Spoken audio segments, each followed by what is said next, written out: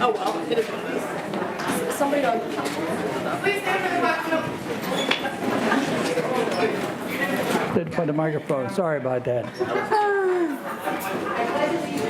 Flag of the United States of America and to the republic for which it stands, one nation, under God, indivisible, with liberty and justice for all.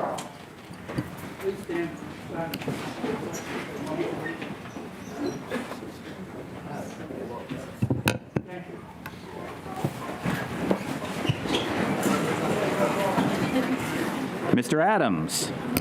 Sorry, I was distracted by Mr. Botta's outfit up here, but I'm present. Thank you. Mr. Botta. Here. Mr. Katina. Ms. Filiaggi. Here. Mr. Fatulis. Jimmy Jones for that. Mr. Fatulis. You can't figure out the other mute. Mr. Grisbeck. Here. I'm sorry, here. I'm here. I'm here. Mr. Fatulis is here. Mr. Grisbeck is here. Ms. Hallam. Here. Mr. Klein. Here. Ms. Madonna Emmerling. Here. Mr. Palmieri. Here. Mr. Paul Messina. Here. Mr. Rose. Here. Ms. Geiger-Schulman. Here. Mr. Walton. Here. President Akarati-Chapkas. Here. We have 14 members present. Thank you. Our first business tonight, our chief executive has a quarterly address. Would you? Great. Hello, Council. Hello, hello. Thank you for hosting me for my third quarterly address this year. Next time we're together, it will be October, and I'll be presenting our budget. So time flies when you're having fun, right?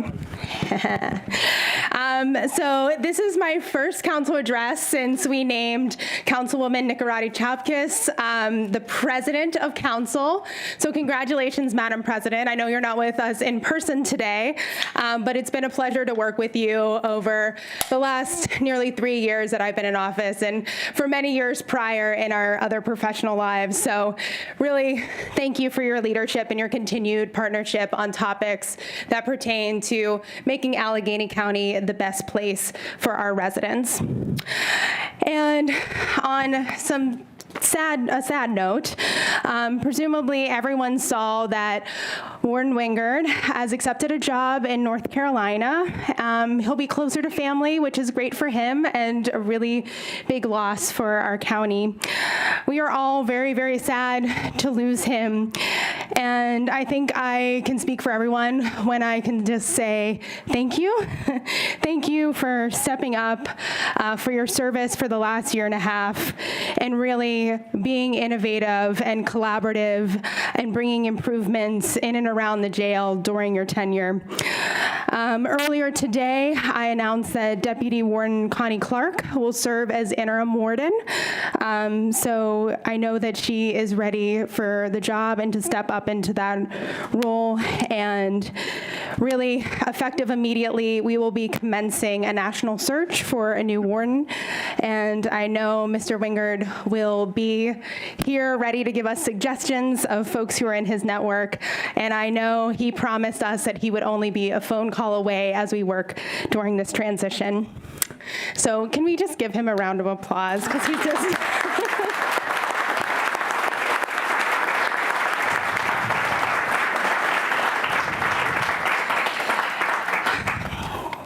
Thank you. So I hope that everyone had a very happy and celebratory 4th of July, celebrating America 250. I want to give a special thanks to our emergency service and police departments. It has been a busy stretch of major events that has really called on our entire region to have extra security, from Arts Fest to the America 250 concert to the 4th of July fireworks and so much more. And largely, we've seen minimal problems and very well-behaved crowds, so good job, everyone. But I really want to thank everyone who is answering those 911 calls and patrolling our streets to ensure that when we have major events in this city, they are safe and welcoming and orderly. And speaking of emergencies, the county has relaunched its public notification alert system, Allegheny Alerts. You can sign up through the mystery QR code. It is back by no one's request. So feel free to pull out your phones and scan the QR code. You can sign up for Allegheny Alerts. So residents can request text, email, or phone call notification in a variety of languages, including English, Spanish, Chinese, Russian, and Hindi. So improving communication with text alerts like this and making them available in multiple languages is one of our commitments in the All-In Allegheny Action Plan, and we are delivering on that commitment. The county hosted a really fun event last month. The Andy Warhol Bridge turned 100 in June, and we celebrated with a birthday bash on the bridge. So thank you to DPW and Sustainability and Special Events, along with police, for working on a Saturday. We mostly avoided the rain, and we really had a great time with community partners and free art projects, and really an incredibly popular screen printing table. We celebrated the first sister bridge to turn 100 with a centennial poster designed by local artist Strawberry Luna. Oh, it's upside down. Okay. And you all get to take one home today. You're welcome, Council. So we got a gift for you all to take one of those homes and really have a unique part of Pittsburgh's history. And really, the public response to the poster has been incredibly positive, and it's for sale in many local stores and online now. So audience, if you want to get yours, head on over to one of our local stores that are selling them. The Rachel Carson Bridge turns 100 in November, and we're working on plans to celebrate that bridge as well. We'll tie in probably with Light Up Night. And if you're wondering when the Roberto Clemente Bridge turns 100, it's 2 years from now. So we have plenty of time to plan a big celebration. Think bring in a lot of Puerto Rican food and celebration. And if anyone knows Bad Bunny, like maybe we can start trying to like get on his calendar right now. Because, I mean, who doesn't want to celebrate Roberto Clemente? So, you know, we're always here for a good time at the county. You also have another gift. It is our Hidden Histories map. And if you unfold it, it looks like this. These are for free, so everyone in the audience could grab one too. So it is a special insert in the America 250 themed July issue of Pittsburgh Magazine, and it's on newsstands now.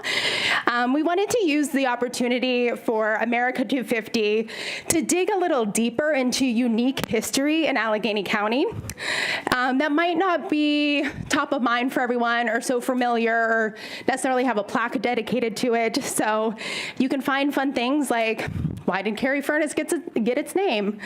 What was the only large-scale building downtown to survive the fire of 1845? And what is the oldest surviving Jewish building in Pittsburgh? Hidden History Map will tell you. So thank you again to the Heinz History Center for their partnership and expertise in cultivating this and curating this map with us. And we are really grateful to Pittsburgh Magazine for being our publishing partner and providing the wonderful illustrations that you see. And a special thanks to the Heinz Endowments, who generously funded the project for America 250. And we have like 10,000 extra copies, so if anyone wants to take them or use them in a classroom or distribute them at your office, let us know. We got some extras for you. So that concludes kind of updates from special events, and I'm going to jump into some of our departmental updates. So, I mean, as we can tell right now, we're in the middle of a heat wave. We had one a few weeks ago, and we're experiencing another one right now. So DHS has declared code red again, and that encourages folks to go and find cool places to stay inside during the day.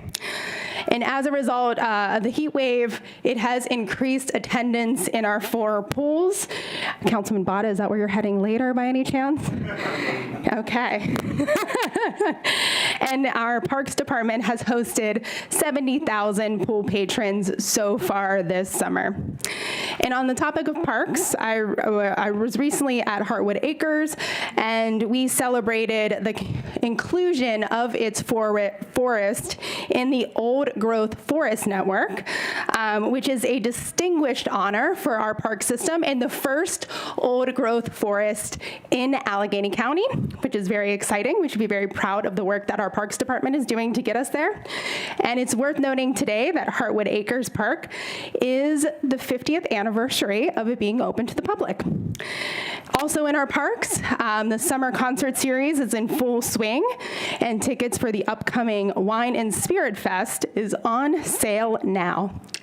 And you can find the link in our mystery QR code. In other department updates, our Department of Health is very busy. I signed an executive order to streamline food and beverage permitting out of our health department. The team made some quick changes that streamlined the permit process almost immediately. The average wait time for permit approval since I signed the executive order has been reduced to 28 days. That's down from an average of 50 days in 2024 and 42 days in 2025. The health department expanded access to care by relocating its sexual health clinic to a downtown location at 425 First Avenue. The new location is more accessible by public transportation and brings multiple public health services together under one roof. The community survey for the 2026 Community Health Assessment is now live. The survey is anonymous and it takes about 20 minutes to complete. So please help us spread the word. You can go to AlleghenyCounty.us/CHA, and that's the short URL, or again, you can scan the code and find the link to the Community Health Survey. And we're at the halfway point of the year, and according to our monthly homicide report from the medical examiner's office, Allegheny County continues to experience a record low amount of homicides. Last year in 2025, there were 40% fewer homicides than in 2024. Through June of this year, we have had 30 homicides in Allegheny County, a little below where we were this time last year. It is a remarkable decrease in violence, and I'm happy to report that last year's incredible trend is holding this year, thanks to the multi-pronged approach we're taking to public safety. And finally, if you get county press releases, you know that DPW is in the thick of construction season. So we appreciate folks who are moving across our roadways for your patience, but it means that we're improving our infrastructure for everyone. They have already completed work on 8 different projects. DPW and contractors are more than halfway done replacing the Jacks Run Road Bridge over 279. The Jacks Run Road Bridge their Jacks Run Road is particularly complex because it involves the Federal Highway Administration, it involves 4 municipalities, as well as PennDOT, utilities contractors, and of course, the neighbors who live in that neighborhood. It's right around where I grew up, so I know it well. So really, thank you, DPW, for acting as a coordinator for all of that and really keeping that project on time and on budget for that community. In addition to departmental updates, I just wanted to quickly touch on 2 big topics that we have been hearing in the news recently. The first is pension, and the other is parental leave. So, pension update. I really want to start by thanking Council for your participation on the pension board and the working group that has helped develop this report that will be released later this week.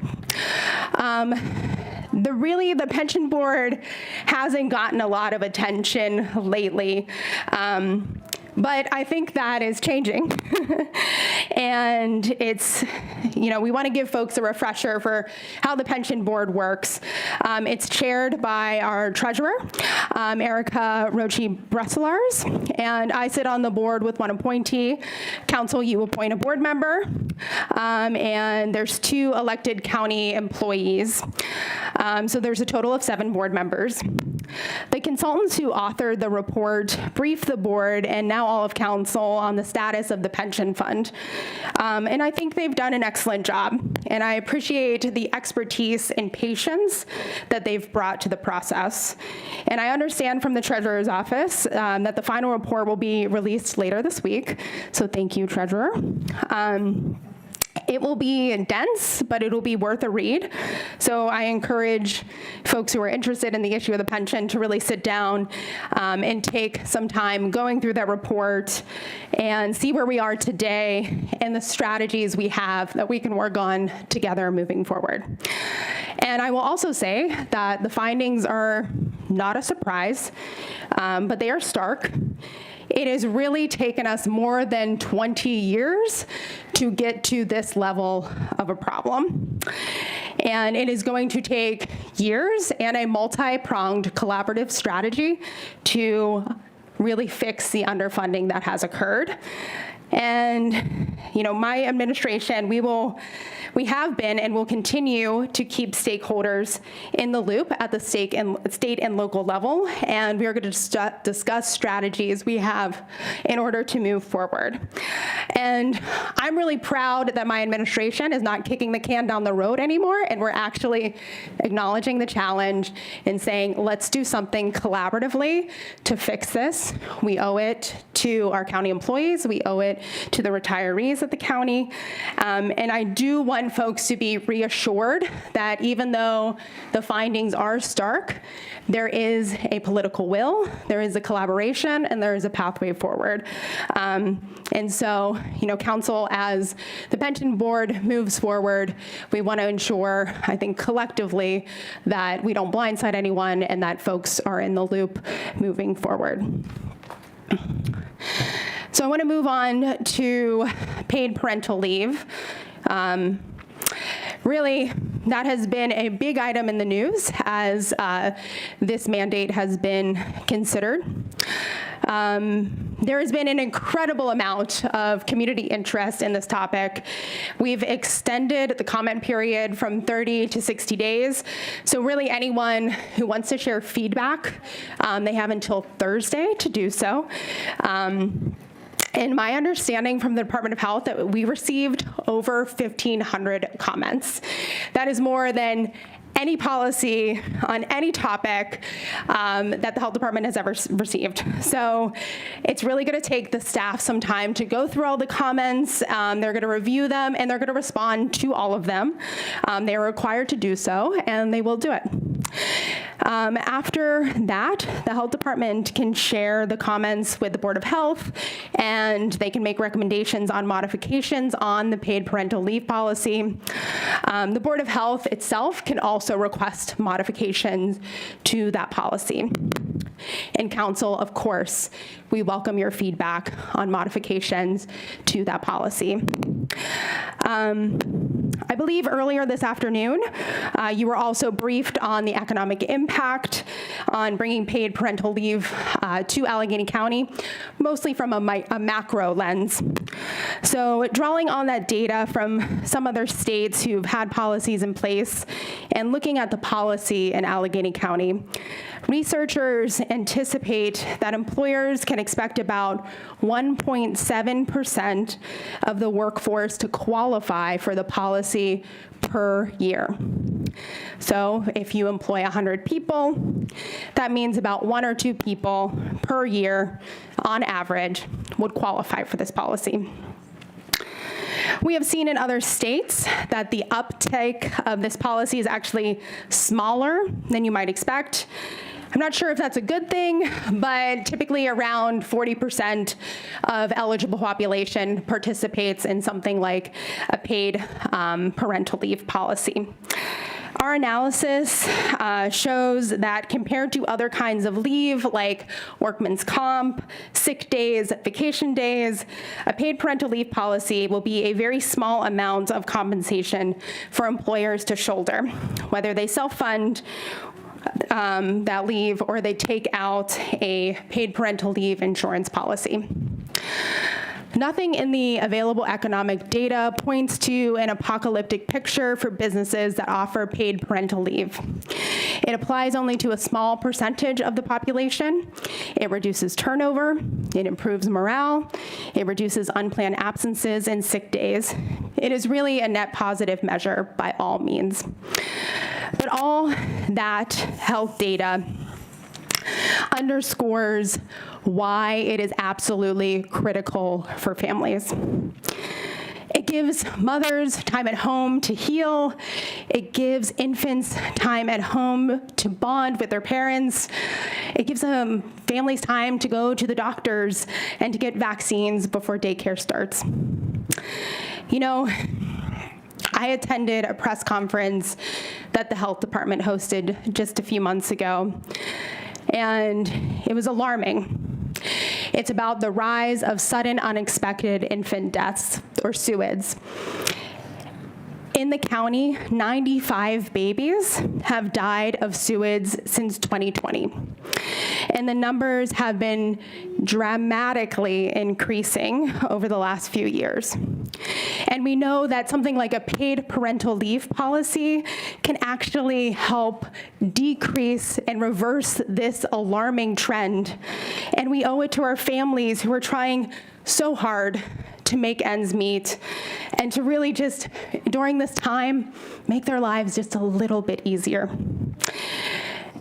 You know, a lot of talk has come up around FMLA during the time that we've introduced a paid parental leave policy. And I think it's important to put that in context.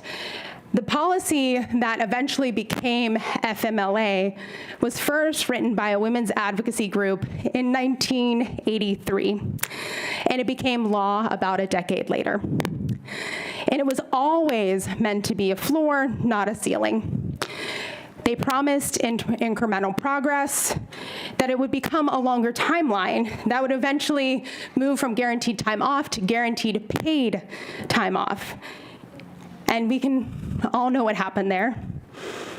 None of that actually came to fruition.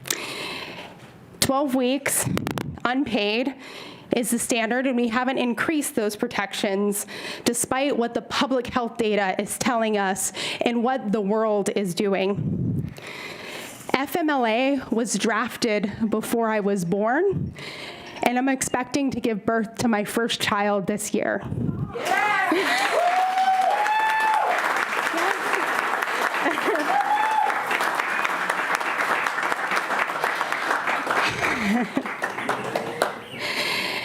And when I got into office, I worked with our county manager to make sure that we could provide a real paid leave policy for our employees. And so we at the county, we offer 12-week paid leave for all of our employees that start on day one.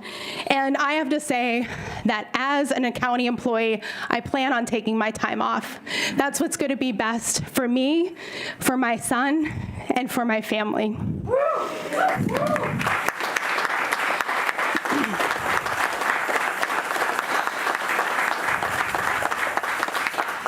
I also have to say, I will be so disappointed in myself as the first county executive who will give birth in office to not be able to provide parental leave for other families who are struggling every day and just want that time to recover and to bond and to build their family. That's what people in Allegheny County deserve. They deserve that attention to family. They deserve that worker protection.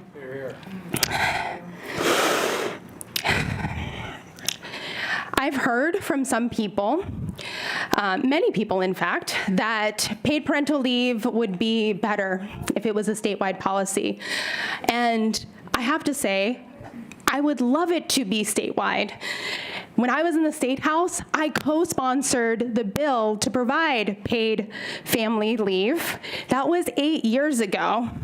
People have been working on this in Harrisburg for over 10 years.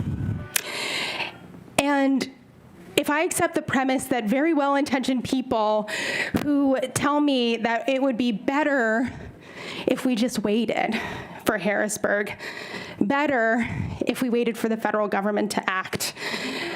My baby might be 40 years old, and we still don't actually have a meaningful mechanism to help families bond and grow in this Commonwealth and throughout the nation.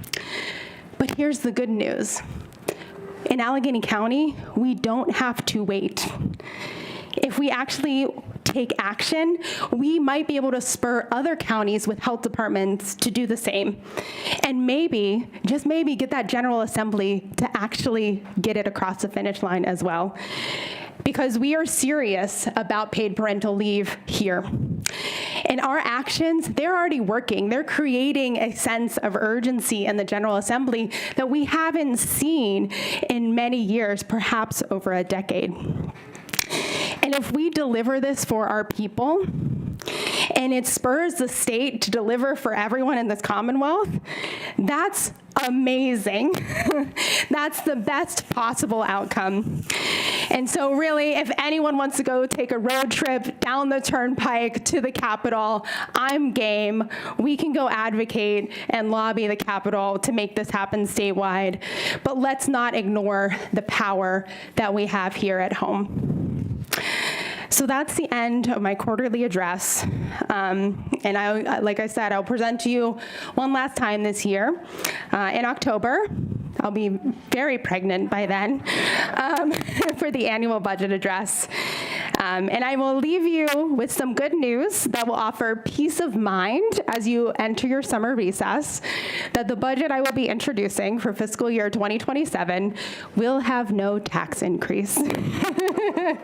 And with that, I'm happy to take questions. Anybody have any questions? Anyone?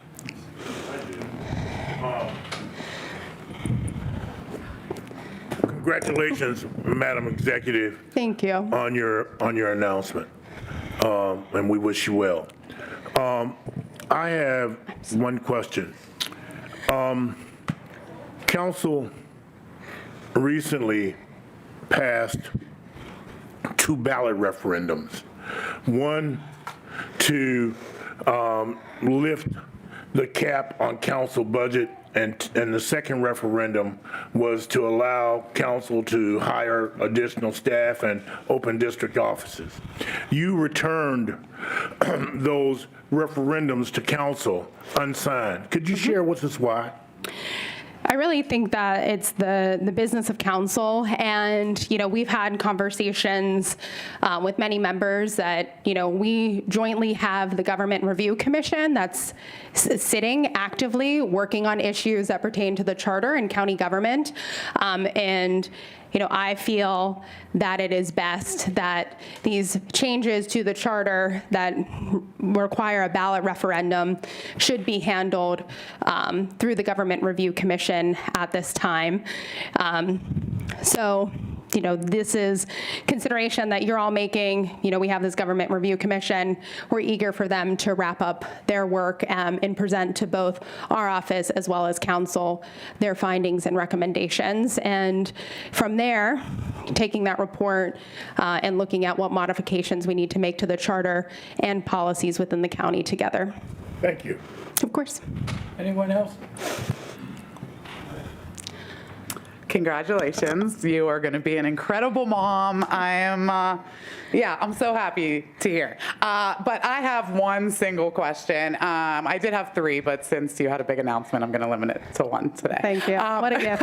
So speaking of things that the previous county executive kicked the can down the road on and things that we wish Harrisburg would do something about, but we know they won't, reassessments. Since the next time you're going to come in front of council, you are going to be presenting your budget. I'm just wondering if there's any plan to include any funding for an upcoming reassessment in that. I think we're always, it's in the back of our minds. There's pending court cases. Of course, it's a main topic of analysis for our Government Review Commission. So we really are, we'll put money aside. Reassessments are very expensive, so we'll take, planning ahead of time in order to complete a reassessment fully. But really, we are waiting for the Government Review Commission to take their findings, synthesize them, and present to all of us in a final report on how to best move forward. Awesome. And when can we expect that report? Is that December? Do you know when we get that? December? Right now, the timeline is October. October. Oh, cool. All right. Awesome. Thank you very much. Anyone else? Thank you. Of course. Thank you, Council. Yes. Oh. Sorry. It's hard when you're on the phone. I just wanted to say congratulations to the county executive, and I just wanted to express my excitement for her and wish her all the best in the coming months during the pregnancy, and I look forward to working with her. Thank you. Oh, thank you, Madam President. Now, anything? No, thank you, Madam. Okay, thank you. I'm going to go cool off.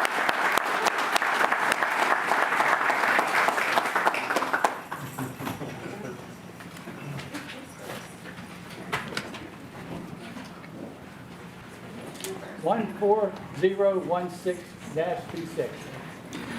A proclamation recognizing Trevor Wingard for his exceptional leadership and dedicated service as the warden of the Allegheny County Jail, sponsored by Councilmember Hallam.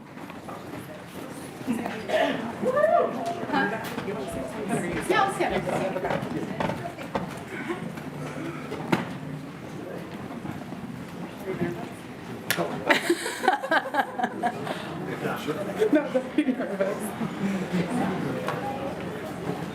Congratulations, Warden. Welcome.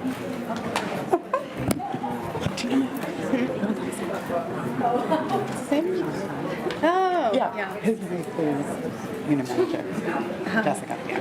Oh, nice. What's up, Roundtree? Long time no see. Hello. Hey. Hi. Yeah. Good? What are the people up here? Hi. Thank you. I'm not going to cry. Section people can sit down. Yeah, no, we'll save it for you guys. And you have to stay after because some people want to talk to you. Okay, this is just automatically on, huh? Okay, everybody. I have spent a lot of time trying to reconcile within myself the fact that I am an abolitionist and I love our warden simultaneously. It has been a very difficult thing for me personally, as I think I've conveyed to you and others numerous times.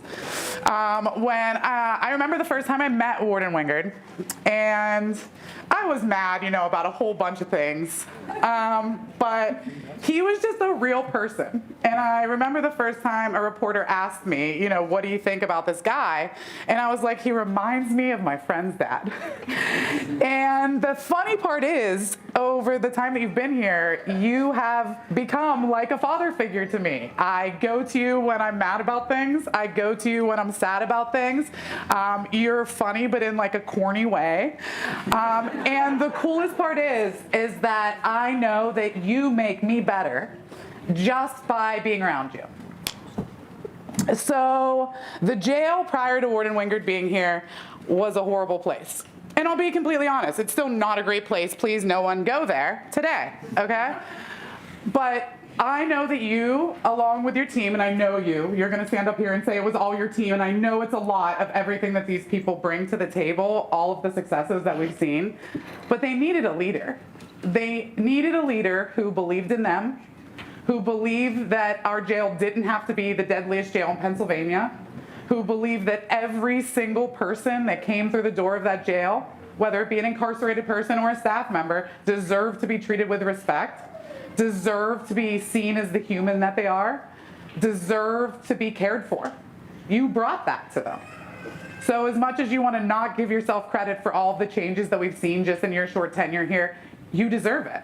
And I don't think there's a single person who has ever worked with you. I know the county executive on the jail oversight board, members of council, other members of the board. I saw Rob here and Manny here, the public commenters that we see at every single jail oversight board meeting. They're here tonight for you. because of how much of an impact you have had in the short amount of time. I'm still pissed about that, okay? In this short amount of time that you've been here, we have seen changes that we have fought for. Hell, even before I've been on council, stuff that we were fighting for happened under your leadership. Stuff that incarcerated people's families have been begging for, pleading for decades happened under your leadership. That is something that should not ever go unnoticed. And I know you didn't have the easiest go about it, right? I know that there were a lot of people within the jail who didn't make your life easy. I know there were times that you would probably say, I didn't make your life that easy.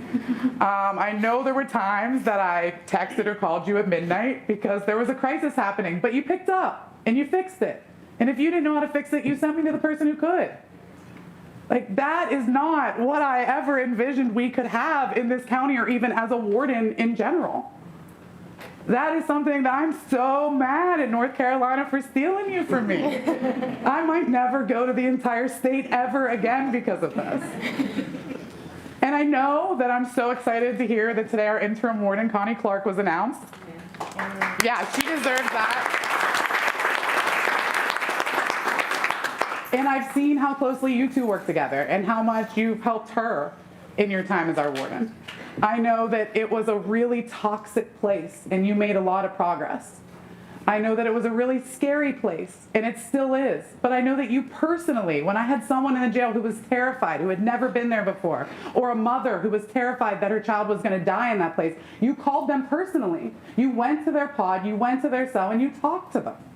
That is not a typical warden. You are our unicorn. How in the world I'm ever going to find somebody to fill your shoes is beyond me. I know I'm going to be calling you all the time and hoping that you have some ideas and advice. I'm sure Connie and everyone else here are still going to rely on you in your leadership. I do have a sister in North Carolina, so I guess I'll be taking you out to lunch or something when I'm done being a little mad at you for leaving me. But beyond that, I am so grateful to you.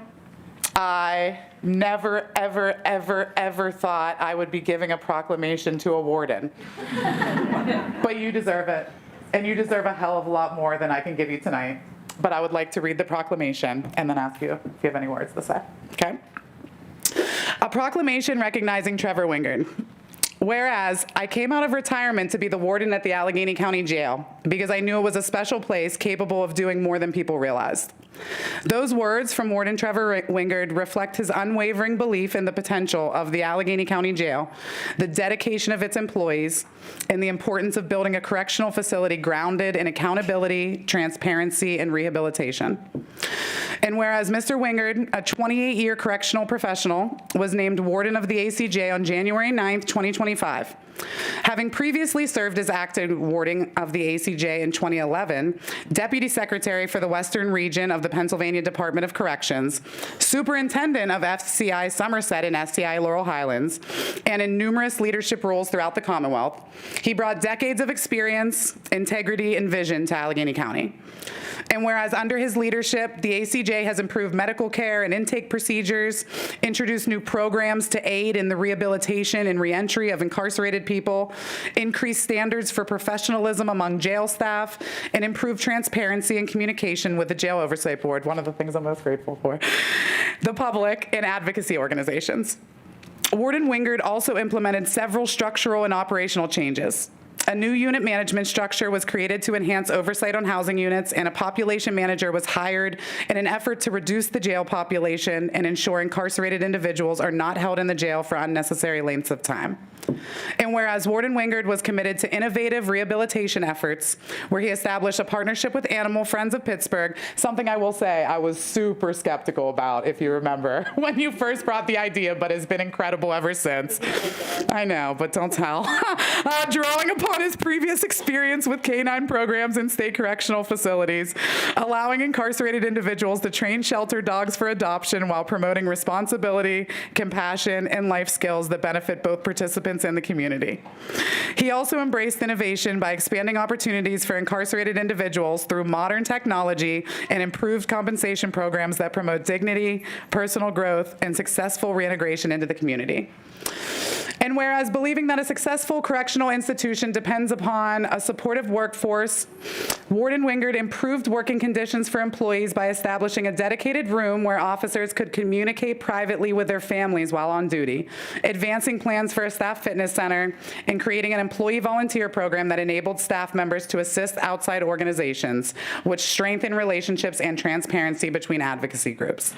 And whereas throughout his tenure, Warden Wingard earned the confidence and respect of County Council, the Jail Oversight Board, jail employees, and community stakeholders through his willingness to engage openly and honestly. His collaborative leadership and dedication to meaningful reform represented a significant departure from prior administrations, understatement of the year, and helped restore public confidence in the leadership of the ACJ. And whereas while Warden Wingard's departure is bittersweet, he leaves behind an institution that is stronger, more transparent, and better positioned for continued success. Reflecting on his decision to accept a position in North Carolina, he stated, "We've made huge strides, and the staff will continue that forward momentum after I depart, demonstrating both his confidence in the dedicated professionals he leaves behind and the personal values that have guided his distinguished career. Now, therefore, be it resolved that I, Allegheny County Council Member Bethany Hallam, do hereby recognize and commend Trevor Wingard for his exceptional leadership and dedicated service as Warden of the Allegheny County Jail, express my deepest appreciation for his unwavering commitment to transparency and meaningful correctional reform, congratulate him on his new opportunity in North Carolina, and extend my sincere gratitude and best wishes for continued success, happiness, and fulfillment in all his future endeavors."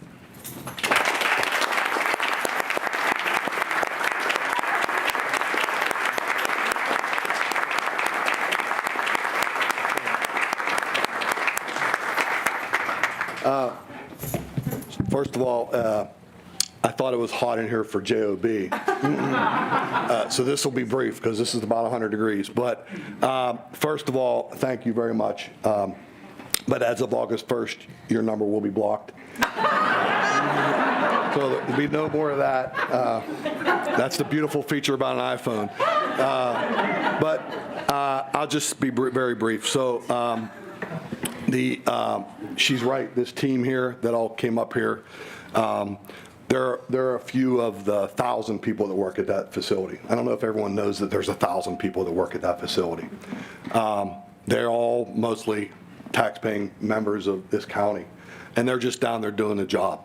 And all we tried to do this last 18 months or so is build partnerships.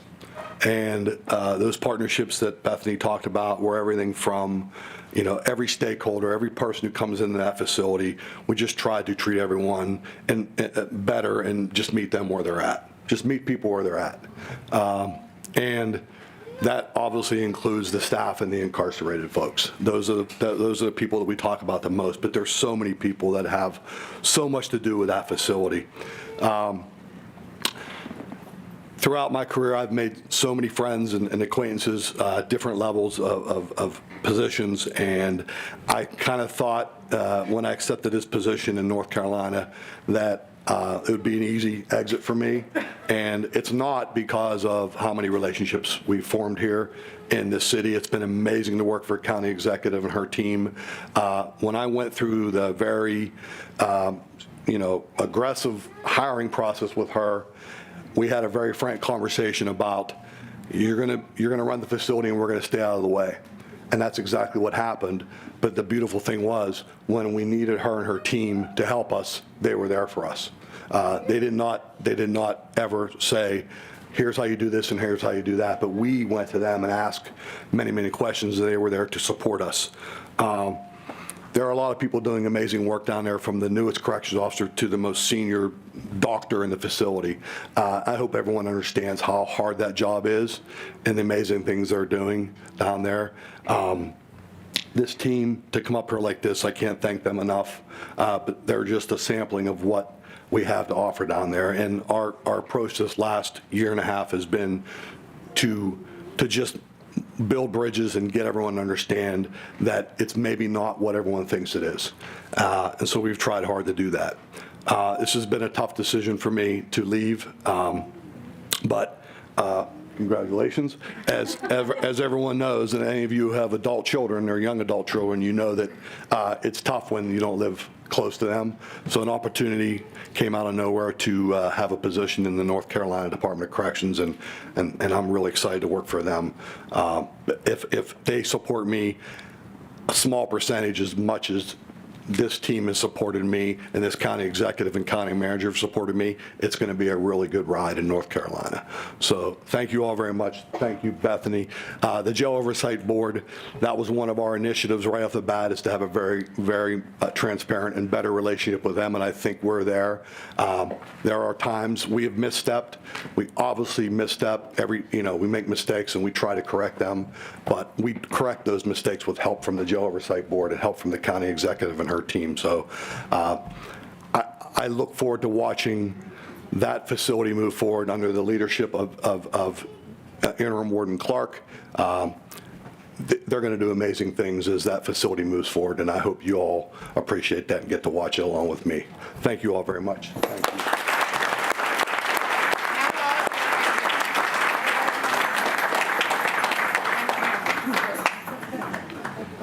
Hold it a little bit. Manny and Rob Williams, come up here, please.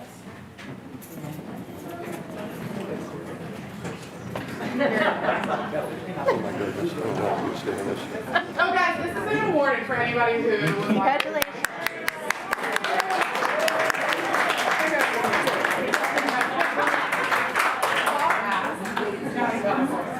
Okay, there we go.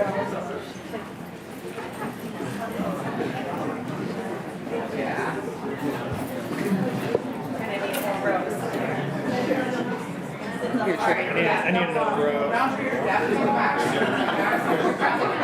I need another row. Yeah, you got to swing your cameras on this slide.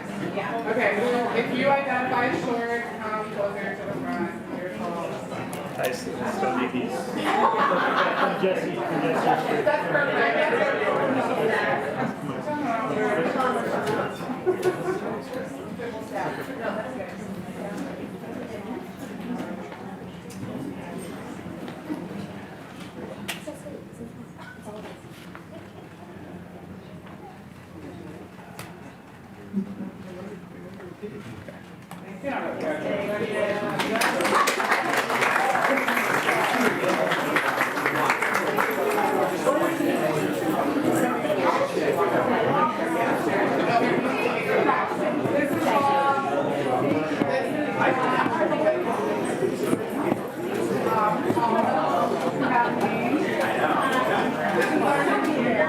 Sorry, Rob, you left me on duty.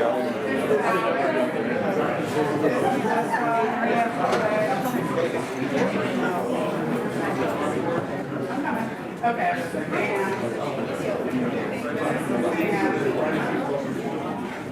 This is Jordan. Oh, thank you. And this is Aaron. Thank you. Oh, you're still there. Congratulations. Bye, guys. Thank you. Okay.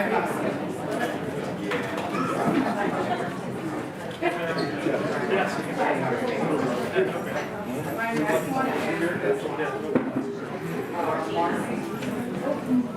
oh, no, you're next. You're next. Okay. A proclamation recognizing Corey Wilson for being named the winner of Council's first civic engagement competition, sponsored by Councilmember Rose.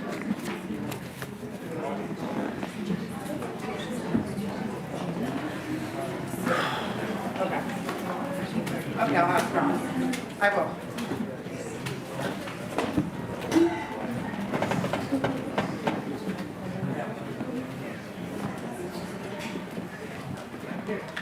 All right, this is a very exciting proclamation. So, as I'm sure you all probably know, politics tends to be a little older, with all respect to my colleagues. It is actually quite miraculous that there's two 20-something-year-old members on council, myself and Councilman Adams there. That usually doesn't happen. So, since politics is so often dominated by folks a little later on in life, I thought it was important to highlight some of the good work in civic engagement that our youth in Allegheny County are doing as well, because because as we all hopefully should know, someone does not have to be old to be engaged in their community and try to make it a better place. So it's extremely exciting tonight to be able to honor Corey, our first junior council member, who, as you have seen, is with us up on the dais tonight. And I mean, she has done terrific work in her community. We're going to hear all about it in a second when I read the proclamation here. But I am also particularly excited that she was able to work with our amazing staff and draft a motion tonight, encouraging the combating of stormwater runoff into our rivers. And it's just so excellent to see, young people getting engaged in the legislative process, putting in that work and trying to make a difference in their community. So let me read this proclamation because I'm very excited to do so. So, whereas civic engagement is the cornerstone of a strong democracy, and encouraging young people to participate helps ensure that future generations remain informed, involved, and committed to strengthening their communities. The Allegheny County Civic Engagement Competition was established to inspire students throughout Allegheny County to explore the importance of public service and civic participation, providing a platform for young learners to share innovative ideas and meaningful experiences that promote civic responsibility. And whereas Corey Wilson, a recent graduate of the Shaler Area High School, distinguished herself as the first place winner of the inaugural Allegheny County Civic Engagement Competition through her thoughtful essay, esteemed leadership, and commitment to community outreach. With a passion for helping others and profound empathy for those around her, Corey has impacted countless lives. And whereas, recognizing that many students in our school district struggle with poverty and are not always able to take care of their basic needs, Corey volunteered to collect hygiene products, school supplies, food, clothing, and more for students the most in need. By encouraging her peers to volunteer with her community to donate, Corey was able to form a free store for the student body, later called the Titan Community Collective. The store's volunteers stripped the stigma away from asking for help and ensured that others could be taken care of without feeling singled out. And whereas, as the leader of her school's Light Club, Corey strives to foster inclusivity by encouraging students to embrace the culture and traditions of others. By educating her classmates on their differences, she attended the Eradicate Hate Global Student Summit each year, allowing her to talk with other students and brainstorm ideas to bring their respective communities together. Through her experience, she was able to speak with survivors of the Tree of Life Synagogue shooting in Squirrel Hill, inspiring her to advocate for inclusivity beyond her school. And whereas in her role as president of the Shaler Area High School Sustainability Club, Corey partnered with the Millville Community Development Corporation to create a new park where she gave families a safe space to bring their children by planting native plants, installing rain barrels, and designing 2 rain gardens. Corey led another project with the Sustainability Club to educate the community about recycling and repurposing, encouraging her peers to collect, clean, and sort over 600 pounds of plastic bottle caps. Corey and the Sustainability Club were able to repurpose them into park benches that were later donated to the Rainbow Raccoon Park. More recent, a small group of students from the club worked with the Etna Green Corps to create the first ever Pine Creek Sustainability Fair, inviting many nonprofits and small businesses to foster sustainability. And whereas between working athletics and maintaining exceptional grades, by the way, Corey told me she works 3 jobs, which is crazy.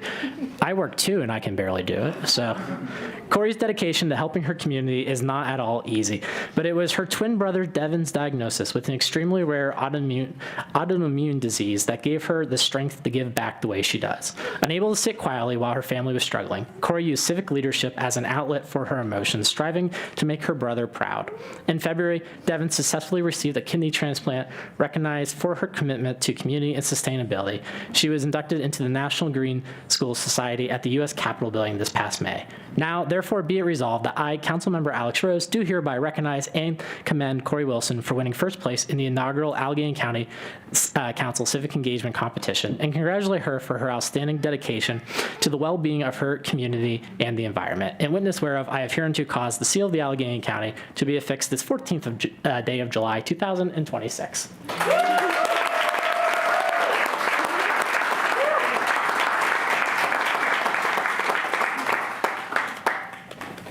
So I had this whole speech prepared, but he honestly went over a lot of what I was going to be talking about.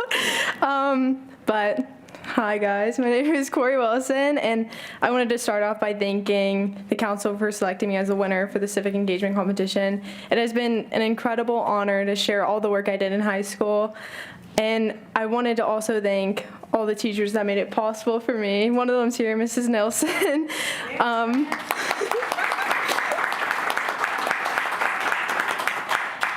She was my sustainability teacher, and she ran the Sustainability Club. I led the club as co-president this past year. And as you heard, a lot of the things I did, like the creation and maintenance of Rainbow Raccoon Park in Millville, the school-wide and community collection of plastic bottle caps. We planted trees. There's so many things I've done, so many incredible opportunities and experiences that I've had to get. I loved going to the Capitol building. That was such an amazing experience. And then my other teachers, they're not here today, but Mrs. DePasquale and Mrs. Pekarsky, I wanted to thank them. They helped me so much on this journey too. Going to the Eradicate Hate Global Summits and getting to hear the stories of the survivors of the Tree of Life synagogue shooting. It was such an incredible experience, and I was so happy to bring that back to my school and share their stories.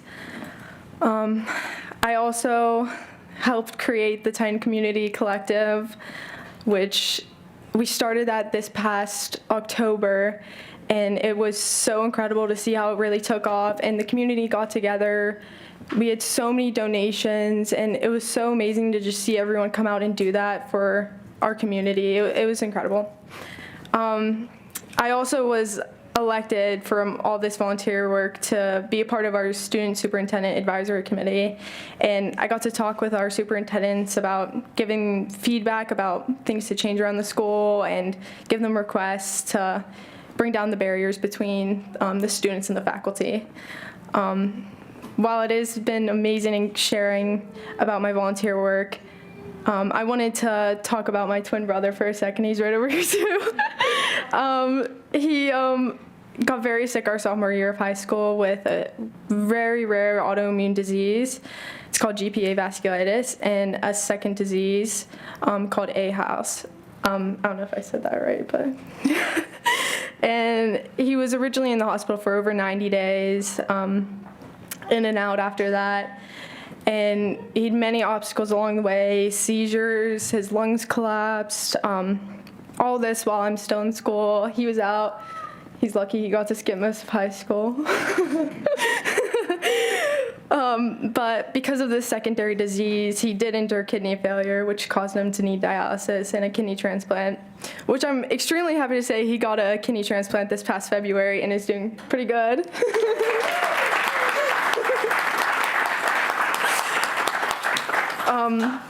While all that was really, really hard to handle, it took a really huge toll on our family and me. I used that, as he said in the proclamation, I used that energy and my emotions to go help my community because it feels good to help no matter how small it may be. Lastly, I want to give one last special thanks to Mrs. Nelson because I couldn't have got through high school without her. And I wanted to thank the council again for recognizing me and rewarding the work I did in high school. Thank you.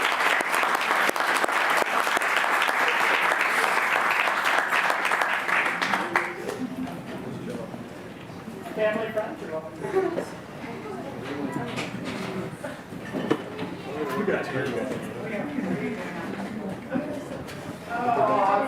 Awesome. Congrats.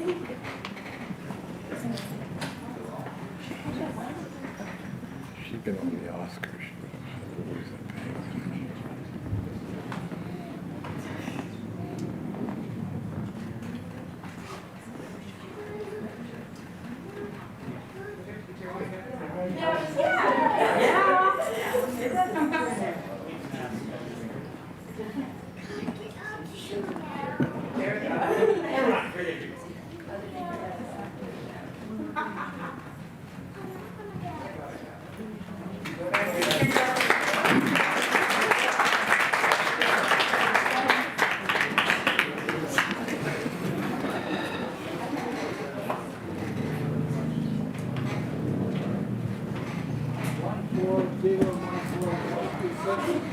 I believe Ms. Nord is unable to join us tonight.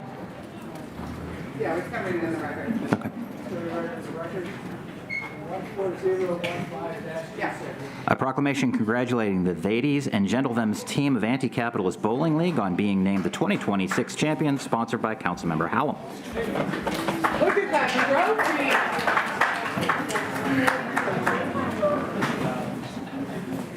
Ladies and Gentlethems is the best team name ever. Yeah, I'm really creative. Congrats. Congratulations. You're welcome. I love the hats, the trophy. Yeah. Oh, perfect. Great logo. I love that. Well, my departed colleague, Anita Pricio, used to do this proclamation, and I am truly honored to carry on. Yeah, she is not dead. She is just no longer on council. But I miss her every day, even though Alyssa is amazing, and we're happy to have her. But so I thought it was fitting to carry on the tradition of the Anti-Capitalist Bowling League winning team proclamation. A proclamation recognizing the Ladies and Gentlethems team. Whereas the best communities are those formed by individuals of different backgrounds and beliefs, and Allegheny County enjoys the opportunity to recognize and applaud the many collaborative groups and efforts of its citizens. And whereas founded in 2024, the Anti-Capitalist Bowling League was formed to bring together organizers from across Allegheny County in a social setting. The league is made up of activists and reformers involved in political campaigns, mutual aid, media, social work, education, union organizing, and much more. And whereas with many different people from a host of backgrounds and with unique ideologies, the Anti-Capitalist Bowling League seeks to build and promote community identity among those who work towards a world centered around the work and needs of all people, while still rejecting the current politics based on privatized accumulation and emasculation of the masses. And whereas first established as a way to build community and tighten the bonds of neighbors who work, think, and organize together, the Anti-Capitalist Bowling League continues to offer a social environment focused on networking and collaboration, and not just another meeting ground for comrades. And whereas over 3 years of competition, the Anti-Capitalist Bowling League has grown to 100 players spread across 14 teams. It takes up all of the front lanes at Arsenal Lanes every other Monday night when the league is running. And whereas this year, the Anti-Capitalist Bowling League has crowned its third champion and proclaims the Ladies and Gentlethems as the 2026 champions, their first championship as a team. And whereas through their victory, the Ladies and Gentlethems team, made up of members Morgan Parker, please wave, Sam Guestpass, thank you, David Grieve, Liz Kubit, Kenny Mostern, and Andrea Olvera Lusher, have demonstrated a commendable amount of skill, teamwork, and dedication. Was it like a close season, or did you guys blow them away? The last match was very, very good. Okay, glad to hear. Now, therefore, be it resolved that I, Allegheny County Council Member Bethany Hallam, do hereby congratulate the Ladies and Gentlethems team and its members, Morgan, Sam, David, Liz, Kenny, and Andrea, for their commitment to their beliefs and combined efforts, as well as for their 2026 championship victory in the Anti-Capitalist Bowling League. Does anybody want to say anything? Do you want to give a speech? Give a speech. Please, Not here you go. happening. Congratulations. Somebody here wants to give a speech. David never turns down the mic.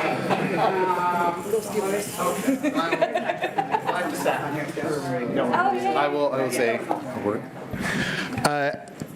Again, my name's David Grieve. I just want to thank everybody thank Councilwoman Hallam for the great proclamation. Thank you on council as well for that. This year has been a tremendous year for the Anti-Capitalist Bowling League. It's definitely the best, most fun that I've ever had with it. And I can say that I think probably the most surprising thing to me was that there were games that I went to that I did not bowl in, but I was absolutely riveted the entire time.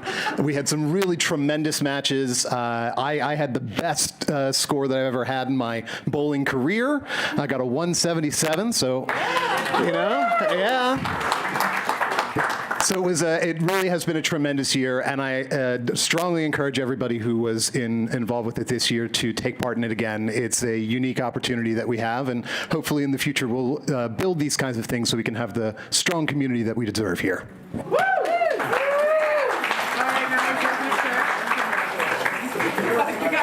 Oh, yeah, We want a picture. We want everyone to take a picture with us, please.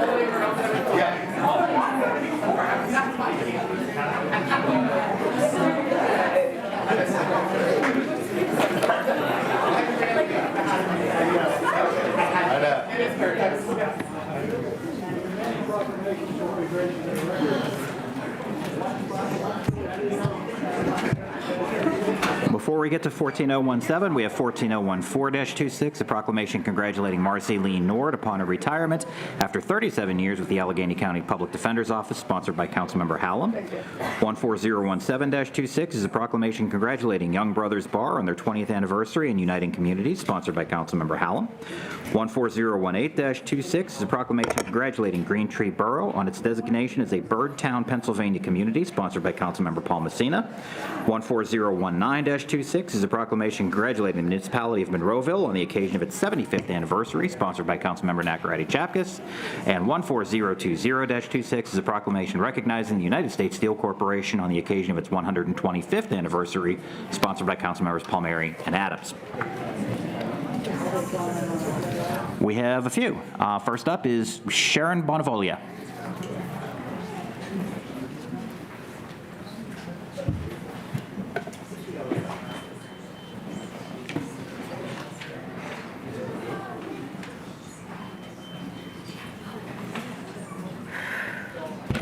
Sharon Bonavolia for the Pennsylvania Interfaith Impact Network. I'm not used to seeing you there. Less comfortable seat, huh? I am with the Pennsylvania Interfaith Impact Network. We are one of the stakeholders that was invited to meet Warden Wingard when he first showed up with a bunch of other stakeholders. And I left the meeting, people said, "What do you think of the new warden?" I said, 2 words, puppies and paintings. Puppies and paintings will be in the jail. And woof, woof, it's okay, Bethany, they're not mean. Both of them showed up and it was great.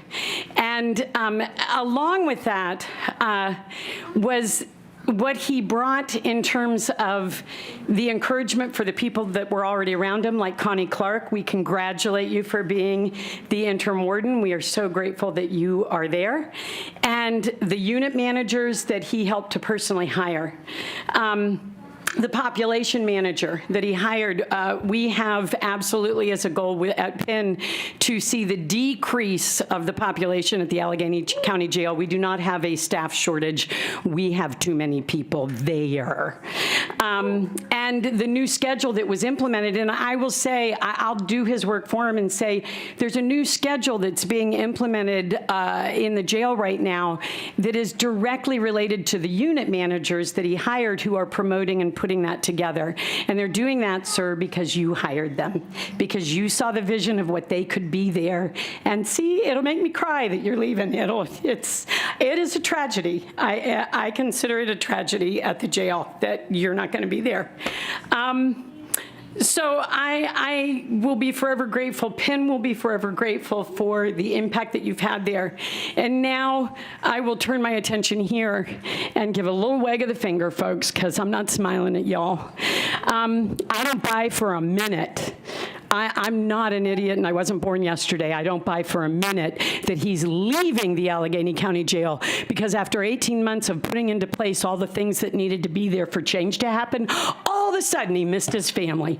I call BS real loud and clear in this, and I hope you all are asking that question too, because I'm sure that's why he's going to North Carolina. I'm not sure that's why he's leaving here, and whoever is in his place right now, Connie Clark, and whoever that final person is, better doggone well have the full support of the Sierra Innamorato administration and this county council in order to move the direction of that jail continuously in a positive form. We are here because we are watching, and we want you to know that. Thank you. Thank you so much. Next up is Diana Hull.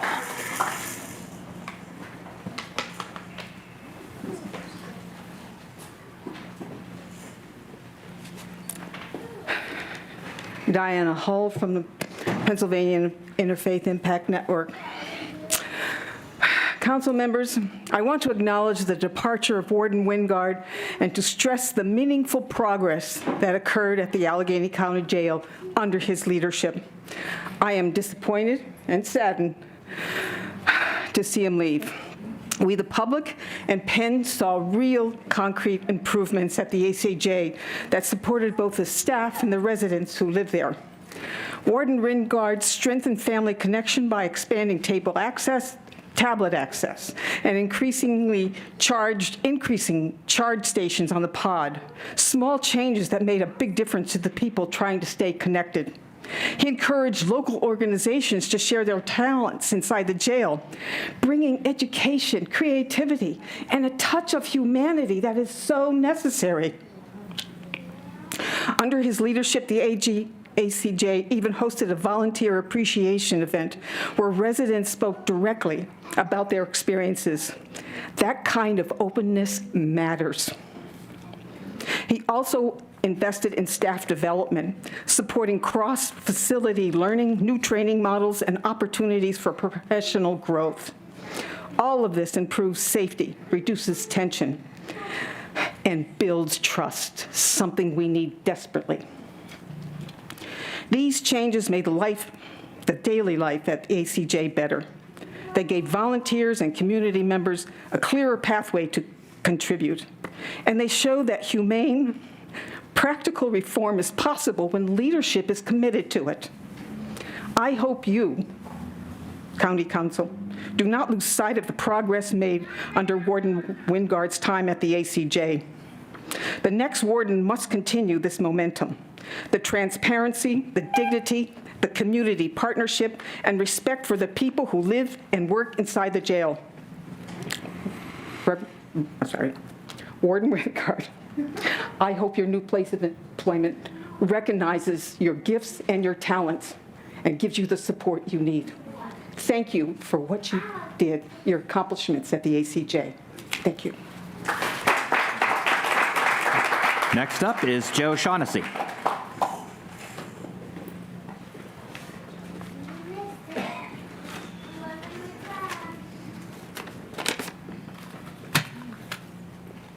As a member of Penn and Allegheny County, I am sorry to hear about the departure of Warden Wingard.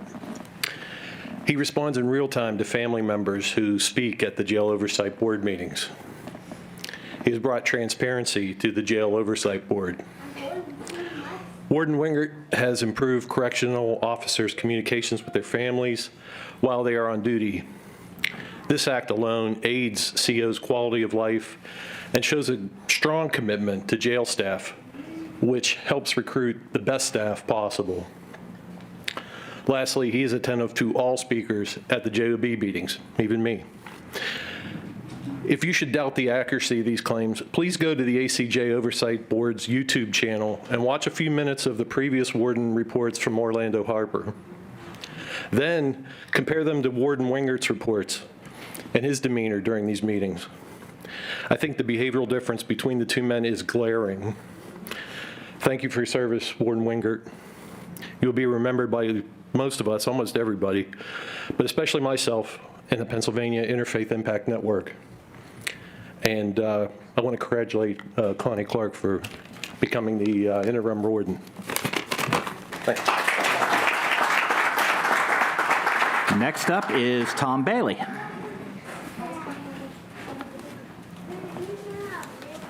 Excuse me.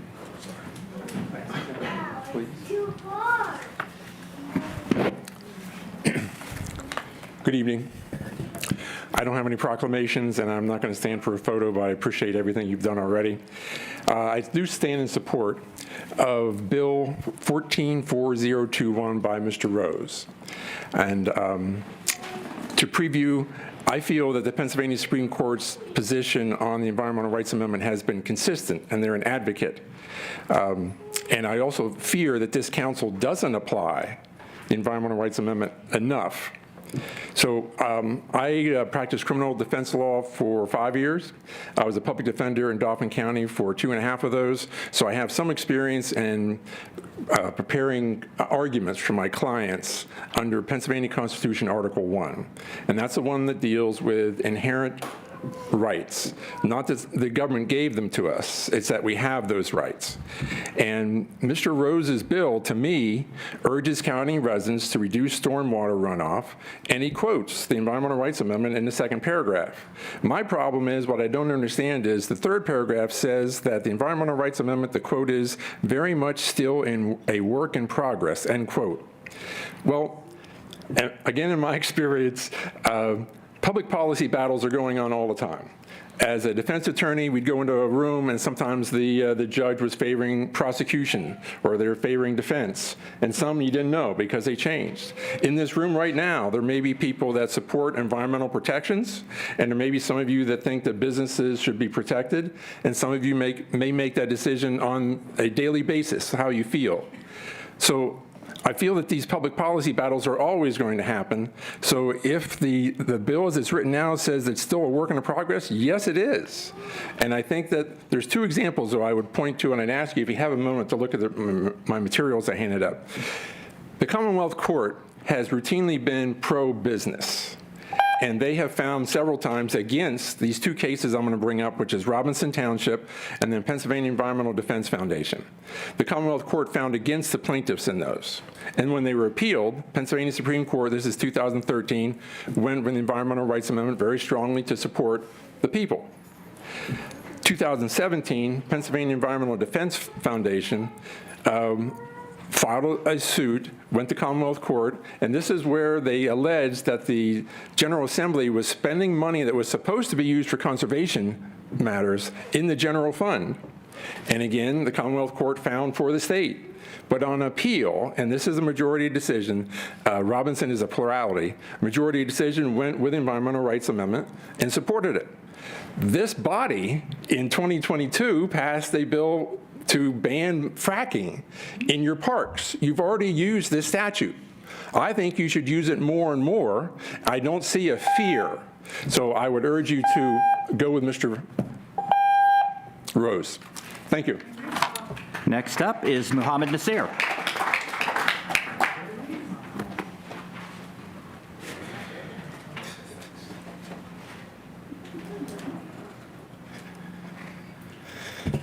All right.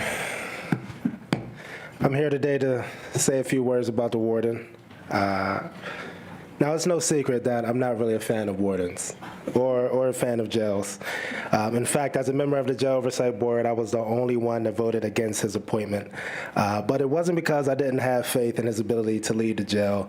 And it wasn't because of anything that, you said that I didn't like or I didn't agree with. It was a matter of principle. But over these past 18 months or year and a half, you really showed and proved to me that you deserve to be there. A lot of people said a lot of things. There's no way I can, come close to what Bethany said, and including the good folks at Penn. I'm not going to try. But you really displayed some true character, some true dignity, and I respect you a lot. Some of the things that have improved the jail, of course, the unit managers, I'm a big fan of. The payments to the incarcerated folks, always supporting us whenever that was up for a vote. I appreciate that. That makes a huge difference, as you know. The jail worker pay, for folks who don't know, incarcerated individuals who work in a jail now get paid for that work. That's not something that, happens in every jail. But most importantly, your relationship that you established with the Jail Oversight Board. I've been coming to the Jail Oversight Board meetings since like 2020. All right, I've seen all of them, you know what I mean? And of course, I've been in the jail a few times before I started coming to the Jail Oversight Board meetings. So I know how the meetings were before you, and I know how they are now. And I do have absolute faith that interim warden Connie Clark will continue in the path that you laid out. All right, so we're really, really, really appreciative of that. The last thing I said to Warden Harper was that nobody was going to miss him. And, Englert maybe, it maybe messes him. But, we really don't pay him any mind, you know what I'm saying?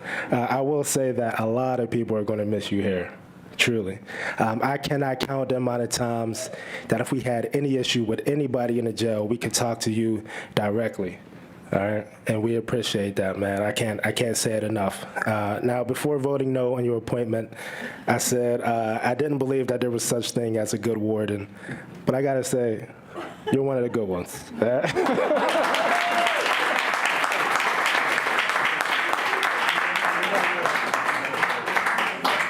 And last up on agenda items, we have Tanisha Long.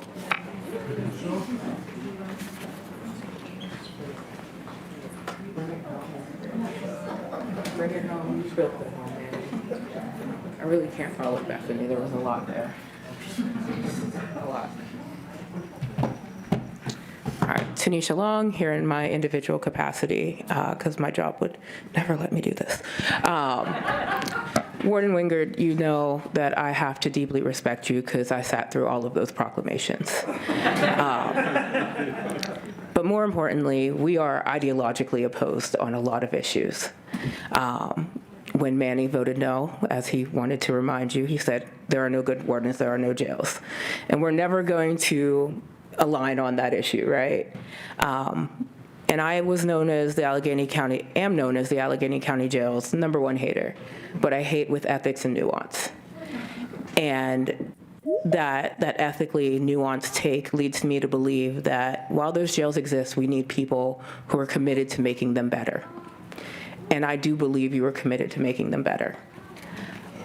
Me and Warden Harper had a relationship that can best be described as contentious, and that's being polite. And through that relationship, I was led to believe that nobody in the county cared about the jail as much as Bethany Hallam, myself, and Manny. But I do believe that you were dedicated to making the jail better. I saw that through increased programming. I saw that through the vast amount of changes on the youth pod. I saw that through level of access, and I saw that through the fact that at no point was I ever afraid to talk to you, or did I ever feel that you were not listening. I think that you faced a lot of challenges with your CO staff, and I think that you are going to face the same challenges, Connie, but I genuinely think that there wasn't a better pick for interim warden. I have a lot of faith in the work you'll do. I don't believe that there will ever be a time where I'm up here thanking a warden again, unless Connie does a phenomenal job, which I think she might. But what I will say, and I say this to council, and I say this to the county executive, the reason we got such a good warden is because there was a public participation process. There was feedback. A lot of time went into it. I believe a year to hire this warden. And I think that same amount of time, care, and effort needs to go into selecting the next one. And I believe that the public needs to be involved, the people who show up to the jail oversight board meetings, the council members, the community members. They need to have a say in this process because this is proof that it works. So we cannot neglect that for future processes, and we cannot rush it. This is not a decision that we can rush. And if we have someone who is competent, someone who was taught by the previous warden, who can hold that down, we have time to take time. So out of respect for everybody who wants to go home, I'm going to end right there. And thank you, genuinely, for what you've done.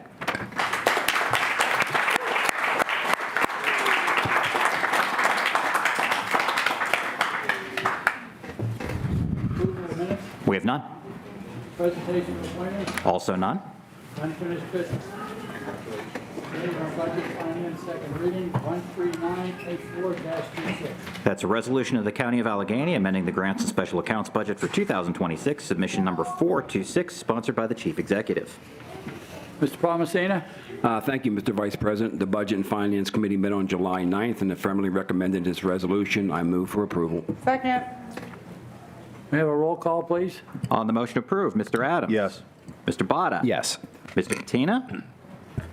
Ms. Filiaggi. Yes. Mr. Fatulis. Yeah. Mr. Grisbeck. Yes. Yeah. Ms. Hallam. Yes. Mr. Klein. Yes. Ms. Madonna Emmerling. Yes. Mr. Palmieri. Yes. Mr. Palmasina. Yes. Mr. Rhodes. Yes. Ms. Geiger-Schulman. Yes. Mr. Walton. President Nakaradi Chapkus. Yes. Ayes 14, no 0. Bill passes. 14010-26. A resolution of the County of Allegheny amending the Grants and Special Accounts budget for 2026, submission number 05-26, sponsored by the Chief Executive. Mr. Palmacino? Thank you, Mr. Vice President. Once again, the Budget and Finance Committee met on July 9th and affirmatively recommended this resolution. I move for approval. Second. Roll call, please. On the motion to approve, Mr. Adams? Yes. Mr. Botta? Yes. Mr. Katina? Ms. Filiaggi? Yes. I apologize. Did I hear Mr. Katina's vote yes? I think that was a premature vote by Peter. Thank you very much. Ms. Filiaggi voted yes. Mr. Fatulis? Yes. Mr. Grisbeck? Yes. Ms. Hallam? Yes. Mr. Klein? Yes. Ms. Madonna Emmerling? Yes. Mr. Palmieri? Yes. Mr. Palmacina? Yes. Mr. Rose? Yes. Ms. Geiger-Schulman? Yes. Mr. Walton? Yes. President Nakaradi Chapkus? Yes. Ayes 15, no 0. The bill passes. Thank you. Committee on Government Reform, second reading, 13894-26. An ordinance of the County of Allegheny, Commonwealth of Pennsylvania, amending and supplementing the Administrative Code of Allegheny County, Article 311, entitled Official Actions of County Council, through the creation of a new Section 5-311.10 entitled Appointments, in order to establish term limits for individuals whose nominations for appointment to county entities are approved by council, sponsored by Council Members Grisbeck, Filiaggi, and Hallam. Mr. Grisbeck, would you like to make a motion to approve so we can begin discussion on this bill? Yes, Mr. Vice President. This bill was affirmatively recommended at the July 2nd, 2026 Committee on Government Reform after being amended. And can I make a motion to approve? Second. All right, now I would like to introduce Amendment Grisbeck 1, please, Mr. Barker, or Ms. Rocco. Ms. Rocco will be handing it out. Yeah, with that done, Mr. Grisbeck, I believe you have an amendment to offer. Would you please make it? Okay, thank you. So I have a motion on the floor. Can I get a second? Second. So just to explain what this motion does as we hand it out. So I guess bill as a whole is to place term limits on our county boards and commissions. There's kind of two facets to that as it pertains to county council. So the first one pertains to our ability to approve appointments, right? Most of the appointments that we get are not ones that we put forth. Rather, they are ones that we get from the county executive's office, and then we approve them. And that part stays as written, but if you look in the ordinance and you see the single line that is struck through and then replaced with some additional verbiage right under appointments, basically what I did was I changed it from no individual shall be nominated for appointment to the same position with any board, authority, commission, or other entity more than 4 times. Instead of that, I put Allegheny County Council shall not nominate any individual. The reason for that is, as you all received, our solicitor did review this piece of legislation and felt that this is a satisfactory piece of legislation. He identified no legal concerns. However, the county's legal department had a bit of a different interpretation. They had concerns about us potentially usurping the Allegheny County Executive's authority. I don't personally agree with that particular opinion. However, by changing the legislation in this manner, it makes sure that we are only addressing county council's power to potentially circumvent any future friction or consternation between us and the executive's office while still functionally accomplishing the same exact thing with the piece of legislation. Does anyone have any questions for that? I would entertain a motion to adopt Grisbeck 2. So moved. Second. Any discussion, any further discussion? We'll have a roll call vote, please.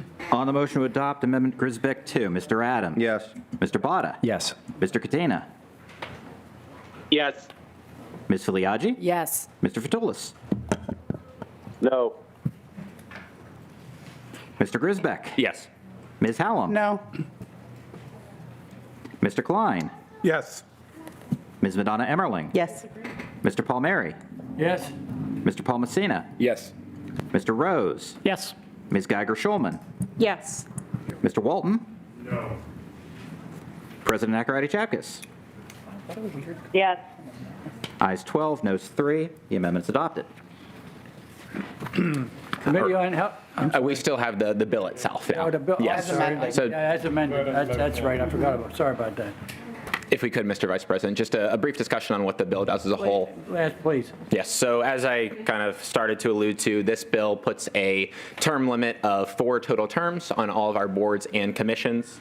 There was an amendment that I alluded to previously while it was in committee. What that did was it limited it to only apply to boards and commissions in which the county has complete approval authority. So for example, a board such as, I don't know what a good example is, like no, Friends of the Parks would still be local authority, but like Sports and Exhibition Authority, I believe there are other entities like the state that have appointees, or the Airport Authority is a good example of one that we just gave appointments to. On boards and commissions like that, we would not apply this legislation to. It would only be ones like the parks that are fully in-house in Allegheny County. The reason that we chose to adopt that amendment is one, some legal questions on boards in which state had authority, and then also the thought process of we would not want to artificially limit the impact and the influence of the county on those boards and commissions. So we know that one of the big things you could argue for or against term limits, but I'll say against term limits in my case, is that you get folks who are entrenched for a long period of time. There's entrenched power structures. The same people are making decisions over and over and over again. While I think that is often a negative, in the case of making sure that the county's needs are advocated for, we did not want to artificially limit ourselves by saying, hey, Allegheny County Council employees or Allegheny County employees, you could only serve for 4 terms, but say a state appointee could then go for 6 or 7 or even 8 terms, right? That person would be more likely to be the chair of those committees. They would be more likely to have more power as a result. So that was affirmatively adopted. Does anyone have any questions or any comments? Any other discussion on the bill? Yeah. This is a continuation of council's effort to destroy government as it operates, as it functions. You know, when I asked the executive why she returned those efforts to repeal the home rule charter in terms of budget, she raised the point that the Government Reform Commission is working now, and if she believed that it was from her perspective, the Government Review Commission would be better served in reviewing and advocating for changes if they thought they were appropriate. This body approved a number of nominations to that Government Reform Commission. And again, I think that if we believe that we should be changing this, that we should have gone through the Government Reform Commission. That body is set there and is established for a specific reason. This continues what I believe and what we're going to demonstrate over the course of this evening of the fallacious operating practices of this body. Anybody else? Go ahead. Councilman Wallen, I very much appreciate your perspective. I would say first off that this is not a charter amendment. This is simply a change to the code. Furthermore, this is certainly not an effort to usurp or dismantle government. Rather, it is an effort to get government to work better. I understand maybe a personal interest in entrenchment to status quo. I think it's often what we see with term limits. But I think that when we look at our government, and I think many of us would agree that currently it's probably not working the best it possibly could. This is a desire to get new perspectives, new experiences, and new people on many of these boards and commissions, and people who haven't had the opportunity to participate historically, right? I don't think that we should think that we are so limited in a county of 1.2 million people that we need to have the same exact people serving on these boards and commissions year after year after year. I think getting fresh perspectives, fresh ideas will serve us well, and that's what this seeks to do. Thank you. Any other comments? Have a roll call on the motion to approve. As amended. As amended. On the motion to approve the bill as amended, Mr. Adams? No. Mr. Botta? Yes. Mr. Katina? Yes. Mr. Katina? Yes. Ms. Filiaggi. Yes. Mr. Fatulis. No. now. I apologize, Mr. Fatulis, that was a no? That's a no. Thank you. Mr. Grisbeck. Yes. Ms. Hallam. Yes. Mr. Klein. Yes. Ms. Madonna Emmerling. Yes. Mr. Palmieri. Yes. Mr. Palmasina. Yes. Mr. Rose. Yes. Ms. Geiger-Schulman. Yes. Mr. Walton. No. President Nakaradi Chapkus. Yes. Ayes 12, noes 3. The bill is amended passes. Awesome. 13998-26, Committee on Health, second reading. A resolution of the County of Allegheny, Commonwealth of Pennsylvania, supporting McGee Women's Hospital registered nurses and advanced practitioners who are advocating for national staffing standards and urging UPMC to work collaboratively with them to negotiate a fair union contract. Sponsored by Councilmembers Madonna Emmerling, Rose, Katina, Hallam, Grisbeck, Adams, Palmieri, Palmasina, Nakaradi Chapkus, Walton, Geiger-Schulman, Klein, and Filiaggi. Madonna Emmerling. Pardon me, Mr. Vice President. Jared, may I be added as a co-sponsor to that bill as well, please? You may. Thank you. Where do we go from here? Okay. Mr. Klein, would you like to make a motion to approve? I would. Thank you, Mr. Vice President. At its meeting on July 9th, the Committee on Public Health considered this resolution and affirmatively recommended it to the full council for consideration. And at this time, I would offer a motion to approve and ask for a second. With that done, Madonna Emmerling, I believe you have an amendment to offer. Would you please make a motion to adopt Amendment KME 1? Yes, this amendment just removes the date of the next negotiation that the UPMC nurses are engaging in, as their schedule has changed. I'll second that amendment. Is there any other discussion on the bill? So, what do you mean, change the date? The last clause was, whereas the nurses have set a July 4 deadline, that deadline has since been pushed out. So we are not asking for them to meet the July 4th deadline.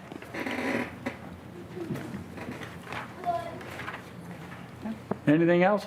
Need to vote on the motion. Okay, roll call vote on the motion to approve. No, On the need to amendment. vote. Oh, On the I'm amendment. sorry, on the amendment, yes. On the motion to adopt Amendment KME 1, Mr. Adams. Yes. Mr. Botta. Yes. Mr. Katina. Yes. Ms. Filiaggi. Yes. Mr. Fatulis. I have to abstain, and I will notify you when we get to the regular resolution. Mr. Grisbeck. Yes. Ms. Hallam. Yes. Mr. Klein. Yes. Ms. Madonna Emmerling. Yes. Mr. Palmieri. Yes. Mr. Palmasina. Yes. Mr. Rose. Yes. Ms. Geiger-Schulman. Yes. Mr. Walton. Yes. President Nakaradi Chapkus. Here. Yes. Ayes 14, no 0 with 1 abstention. The amendment is adopted. Now, is there any other discussion on the bill? Yeah, may I talk about the body of the bill? So this is my first piece of legislation on county council. A year ago, around this time, I chased down the SEIU healthcare director during the Labor Day parade because I wanted to talk about the union campaign going on with the McGee nurses and advanced practitioners. As a mother of 3 children born at McGee, 2 of which were emergency situations, a union member, a victim of union busting, and a steelworkers organizer for the staff union of Pitt. This campaign is extremely important to me and to our region, and I wanted to highlight the work being done by SEIU and the nurses and APPs at McGee, and highlight that the right to organize a union also includes good faith bargaining, and this legislation encourages UPMC McGee administration, who lead not only the most profitable hospital in the UPMC system, but in the state of Pennsylvania, to come to the table with all due haste to respond to the requests for safe staffing and invest in their workforce. of nurses and advanced practitioners. And I would especially like to thank my colleagues for their robust support of this legislation, and hope to have a motion to pass it. Is there any other discussion on the bill? Okay, let's have a roll call vote on the motion to approve. As amended. On the motion to approve Bill 13-99826 as amended, Mr. Adams. Yes. Mr. Botta. Yes. Mr. Catena. Yes. Ms. Filiaggi. Yes. Mr. Fatulis. Listen, I have to abstain. My children work for UPMC. Thank you. Mr. Grisbeck. Yes. Ms. Hallam. Yes. Mr. Klein. Yes. Ms. Madonna Emmerling. Yes. Mr. Palmieri. Yes. Mr. Palmasina. Yes. Mr. Rose. Yes. Ms. Geiger-Schulman. Yes. Mr. Walton. Yes. President Nakaradi Chapkus. Yes. Ayes 14, with no 0, with 1 abstention. The bill is amended passes. 139.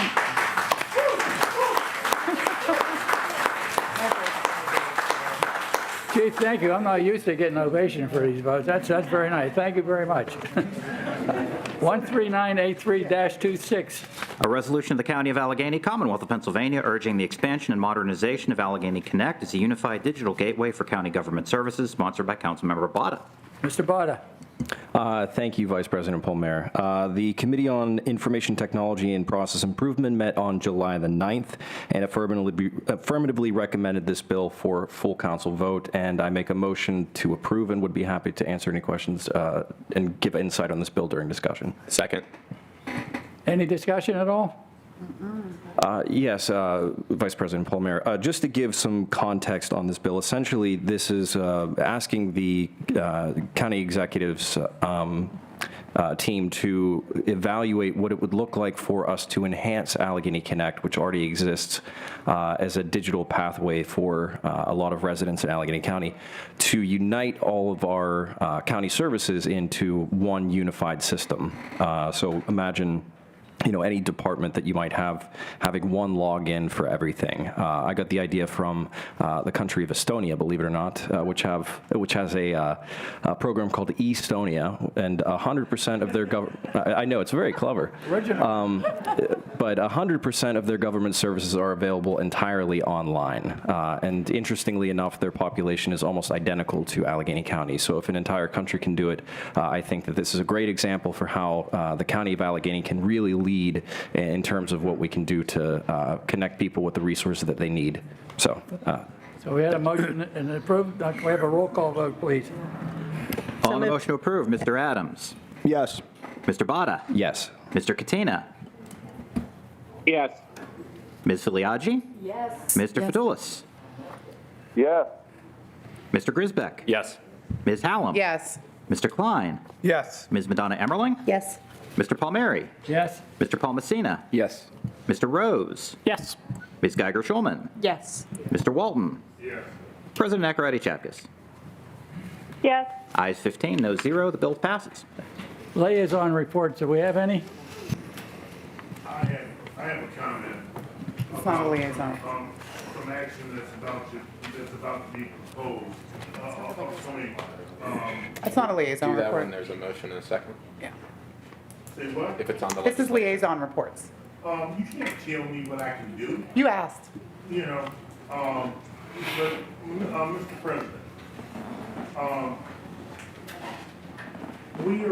we are about to hear a proposal, an ordinance to be introduced that repeals some previous action that this council undertook a month and a half ago. And I find it really onerous.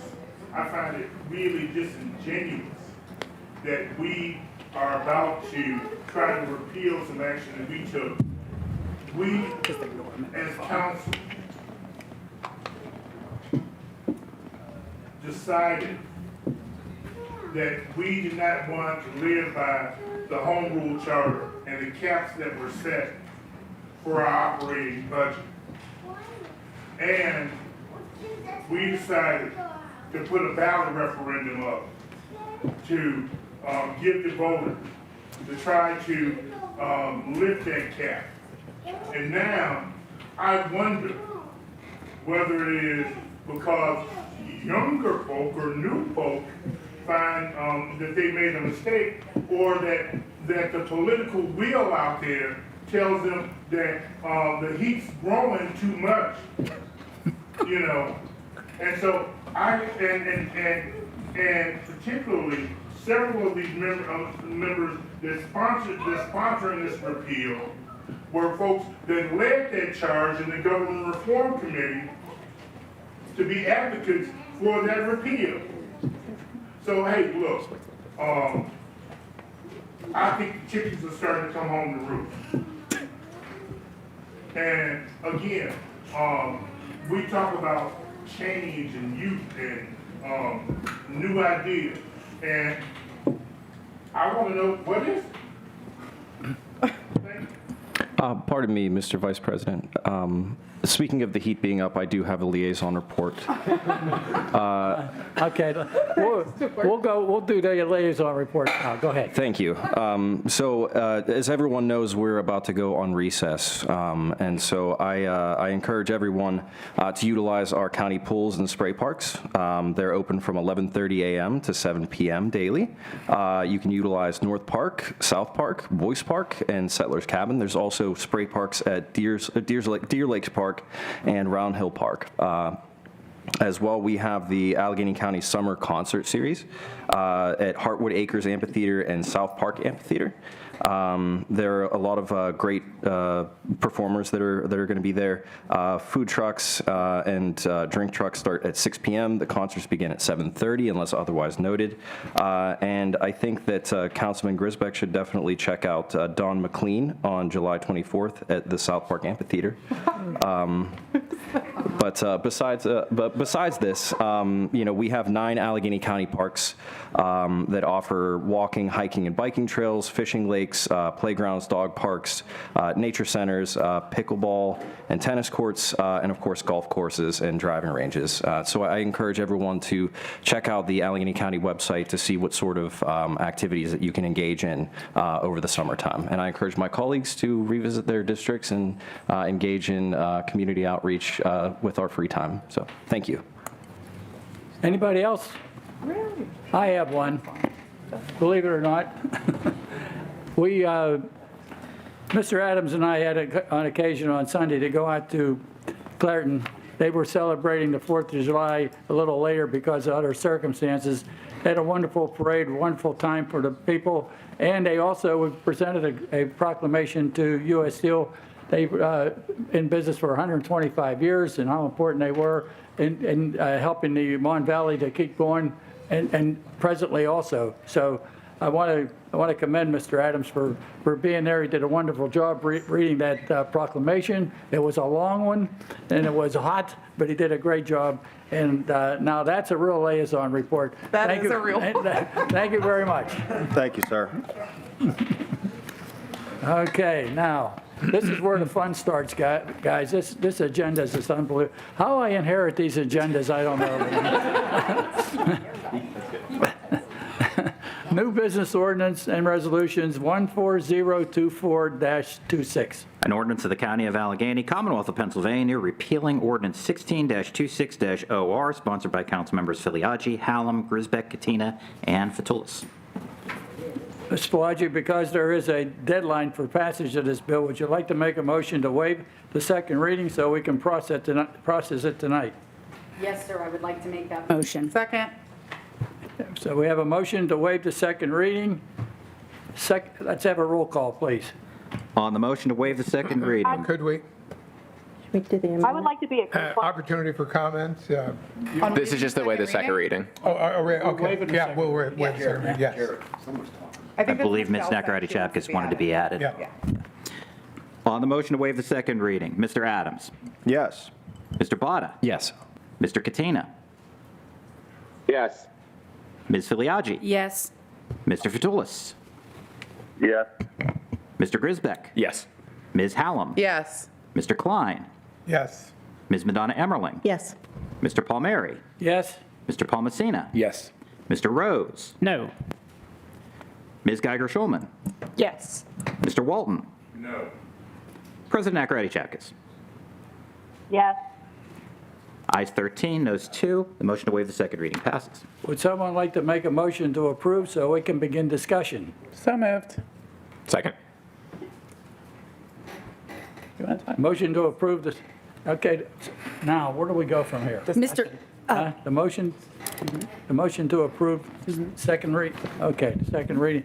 Boy, these agendas are really, It's a big thing. it's a, yeah. And now, So it's on the resolution It's now. on a resolution, yes. well, And then with that done, Mr. Rose, I believe you have an amendment to offer. Would you please make a motion to adopt Amendment Rose 1? Mr. Vice President, I would actually like to take a point of personal privilege, and because we really have no idea, or the public at least has no idea kind of what's going on. And if you would permit me, because I can give a framework Well, to that's- what's going on. Pretty good. I don't know what's going on either, so that's fine. Go ahead. And I think we all know we've gotten some precursor information from various council members, but I thank you and members for the opportunity to speak to the evolution of this ordinance, the repeal ordinance, introduced by myself and councilpersons Hallam, Grisbeck, Katina, Vitulis, and now Council President Michelle Nakaradi-Chapkus, which would repeal the referendum, eliminating the cap on council's budget. And I would also touch on the anticipated amendment filed by another council member that seeks to repeal the second referendum question, eliminating the spending restrictions on council's budget, which I also support. I received, and I imagine that everyone up here has received, a lot of feedback from residents, friends, neighbors, from everyone, giving us personal information and texts and calls and social media. Some of it expressed concern, others expressed downright outrage. And even after the repeal ordinance was announced, we received a lot of feedback, and again, mostly negative, which I found surprising, quite frankly. Most people wanted us to a person, though, the negative comments and everything else, most people wanted us to remind us that we were a citizens council and we need to operate as one. So with that in mind, I would like to share some thoughts from a citizen council on repealing both of these referendums. We just read that. This is also something that has been in collaboration with other members who will speak to this point as well. But one point I would like, let our advance warning and worry become advanced thinking and planning. And this is someone who I admire, but certainly don't think I am like, is Winston Churchill. And that might seem really lofty, but these are the types of things you think about at these moments. Public service asks us to remember something simple but important. We are citizens before we are office holders. Shakespeare put the shared humanity plainly when he asked, if you prick us, do we not bleed? I was an English major, so I can say this. These instances of human vulnerability remind us that rank, title, and office do not exempt anyone from the same fears, pressures, uncertainties, and responsibilities borne by the public. We are citizens first and trusted for a time with public duty. That truth should and does humble our decisions, sharpen our listening, and keep us grounded in the lived realities of the residents whose confidence gives public service its meaning. That is why considering the repeal of the two referendum questions concerning the council budget cap and spending limitations is not merely a procedural correction. It is a statement of perspective. At a time when residents are facing uncertainty, rising costs, looming reassessment concerns, pension obligations, and other serious financial pressures, Council is aware we must be careful not only to do in what we do, but what our actions communicate. Eliminating limits on Council's own budget authority, even if not intended to produce immediate spending increases, risks sending the wrong message to the taxpayers we represent. Several members have made clear that County Council's central responsibilities are legislative service and responsible budget oversight. We recognize that the role of Council may have evolved over the last 26 years, and that changing demands may require thoughtful review. But meaningful changes to the structure, compensation, benefits, staffing, district offices, or spending authority of council should be examined carefully, supported by data, and considered through the appropriate public process. The Government Review Commission that has been spoken about several times today by the executive and by other council members exists for precisely that kind of review, and its work should be respected rather than bypassed, especially since we've heard that this could happen as soon as October. Repeal, then, should not be understood as a retreat. It is an act of restraint, transparency, and accountability. It acknowledges that public trust is strengthened when elected officials are willing to pause, reconsider, and correct course. It's human. It affirms that council should work within reasonable limits, identify specific needs clearly, and pursue measured proposals that reflect both operational realities and taxpayer confidence. Churchill's call to turn worry into planning is especially fitting here. The financial and structural questions before Allegheny County deserve neither fear nor haste, but sober thought, careful analysis, and public accountability. As a citizen council, we should meet uncertainty with preparation, not open-ended authority, with stewardship, not self-interest, and with humanity and humility, remembering that the strength of local government rests on the trust of the people it serves. Thank you for letting me make that statement. Yes. Hang on, Mr. Klein. Mr. Klein. So I was among those 9 who supported this, and I know that Councilor Filiaggi did not, but certainly Councilor Hallam and Grisback both supported it quite enthusiastically. So I guess I'm wondering what has changed here from your perspectives? Yeah, can I answer that? Sure. Chairman? Go right ahead. Thank you. Yeah, so I was the primary sponsor of this ordinance that we are now attempting to repeal, and I think it's a great question. Why, only a few weeks ago, was it like, hey, let's repeal the budget cap, and then already, no, let's keep it where it is right now? And that's because of some information that we've received over the past few weeks alone, right? So in the past few weeks, since not only this was introduced, but even since this ordinance passed, we have found out that our pension fund is $1.5 billion in the red because of a lack of contributions by previous administrations. We have found out that the county administration has slashed health care for our county employees' spouses, completely removing spousal coverage for every single county employee in Allegheny County. And we got a budget briefing that told us that, quote, the budget is really tight. So with that information, it is very easy to be like, hey, maybe now's not the time to even talk about eliminating the cap that we have on our budget, while still considering, of course, this ordinance one was going to be a ballot question. We were leaving it up to the voters, but we have more information than a lot of the voters do. And so I do think it's our responsibility to admit now is not the time to do this. Do I still think that this is something that in the future should happen? Well, if you want 3 co-equal branches of government instead of a really, really powerful unilateral authority county executive and a county council who sits up here and pretends they have any authority in any capacity, then no, you should never remove the cap, right? You should keep the cap on and keep this body as weak as it was intended to be when it was created. But if you, like me, believe in the founding principles of our democracy, which includes 3 separate but co-equal branches of government, then you should want to see a lot of changes to what should be a living document, our county charter, which is only 25 years old and deserves to be amended with more information.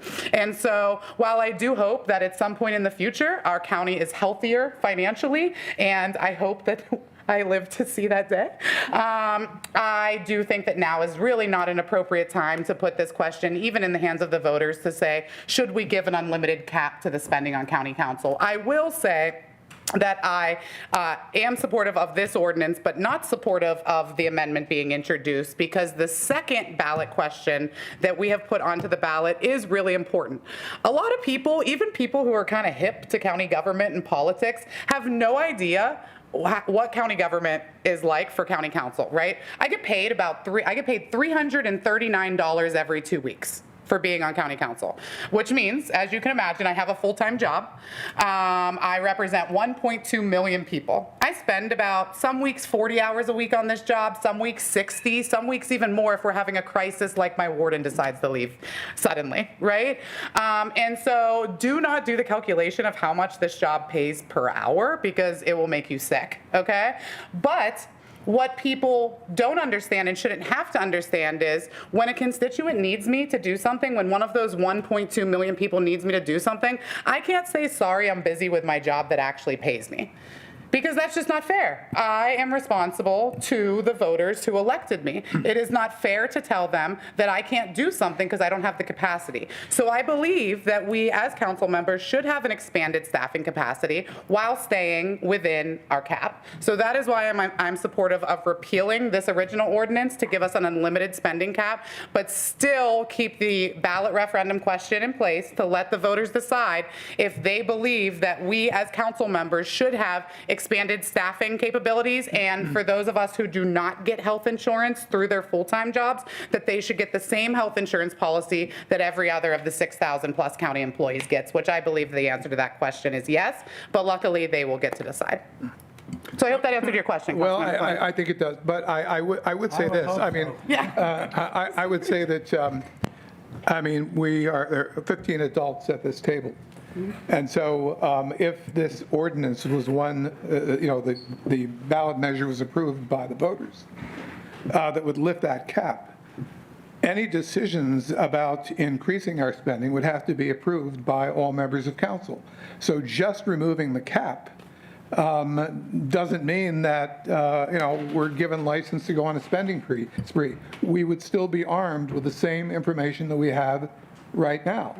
And so given the fact that, 9 members of this council approved this, decided that we ought to lift that cap and, become adults, like the executive branch, it would seem to me that to decide that, well, it's just too expensive, the timing's not good, not popular, not understood, is something that discounts the fact that ultimately decisions about what our needs might be in the future still have to be approved by all these members, all of our members. And what we have the capacity to do when there is talk of staffing 13 district offices, we get to decide whether or not, in light of everything we're aware of right now with respect to the pension fund, budget constraints, we have the capacity to make a decision as to whether or not to sign off on that. Yeah. So I'm a little bit concerned about the fact that we're now backing off on something that we believed, and we made the case, let the voters decide, and now we're saying, well, we understand something that you don't, so we are going to retreat at this point. Mr. Chairman. Councilmember Klein, I actually. Mr. Chairman. You want me to wait? Sure. Go ahead. I think it's very nice. I think it's very romantic that we're sitting here waxing so philosophically. But we knew last year, we knew the year before, we knew that there were problems with the pensions. But yet and still, we as a council decided to include ourselves into the pension plan. We voted, yes we did, to commit ourselves to become part of the pension plan, to be eligible for pensions. We knew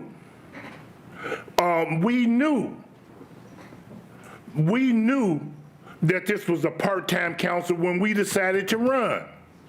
We decided to in order to run for another office, you had to resign to run before. We removed that prohibition. We knew that the budget was tight. We knew all of these things. And we sit here and we say, hey man, we didn't know stuff. It's our responsibility to know. We asked to represent folks. Folks didn't ask us to represent them. We asked them to represent to allow us to represent them. So again, I say, this effort at repealing this is just a demonstration of the chickens coming home to roost and the heat getting too hot for some folk. We can wax romantically, but the bottom line is we have engaged in continuous behavior that is not in the best interest of the residents of Allegheny County. And we shouldn't have put this ballot referendum up at all. I voted against it. I voted against the removal of the resign to run. I voted against becoming part of the pension plan. I voted against all of that and was adamant about it. If we're going to be transparent, let's be transparent.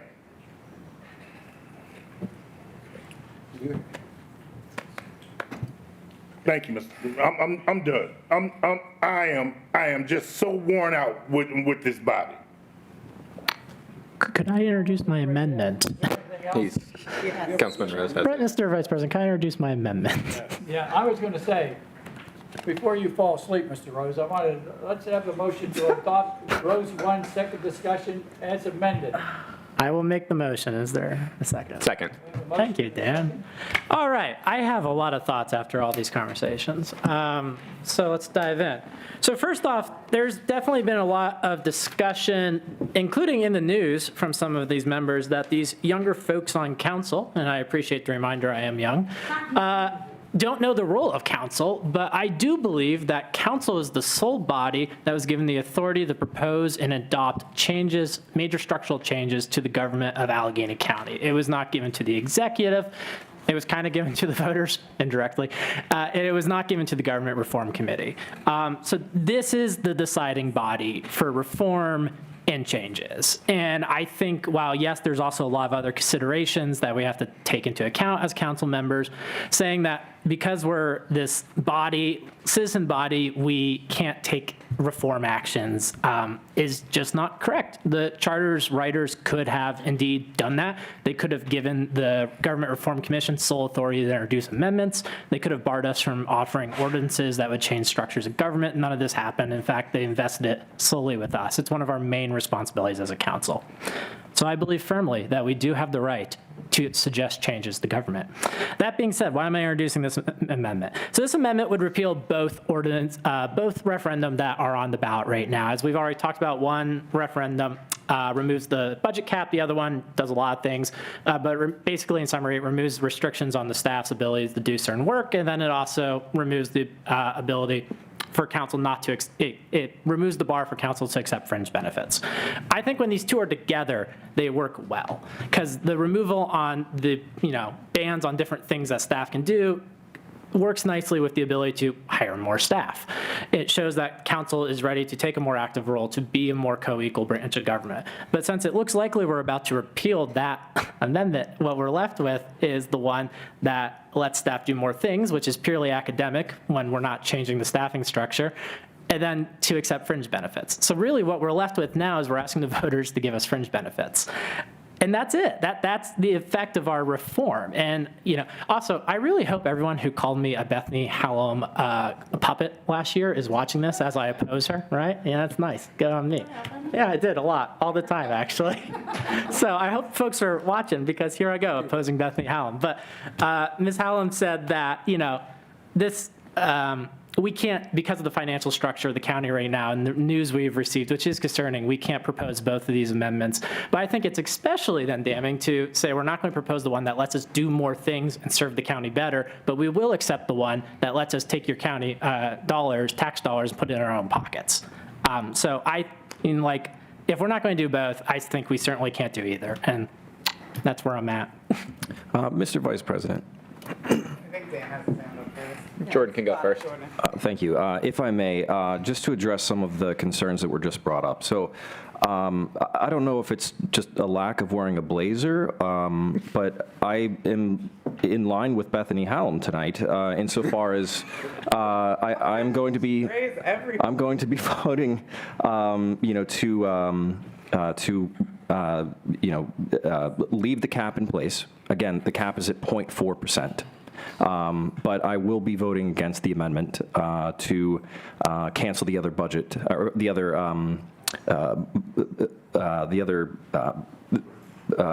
initiative that's going to be put on the ballot.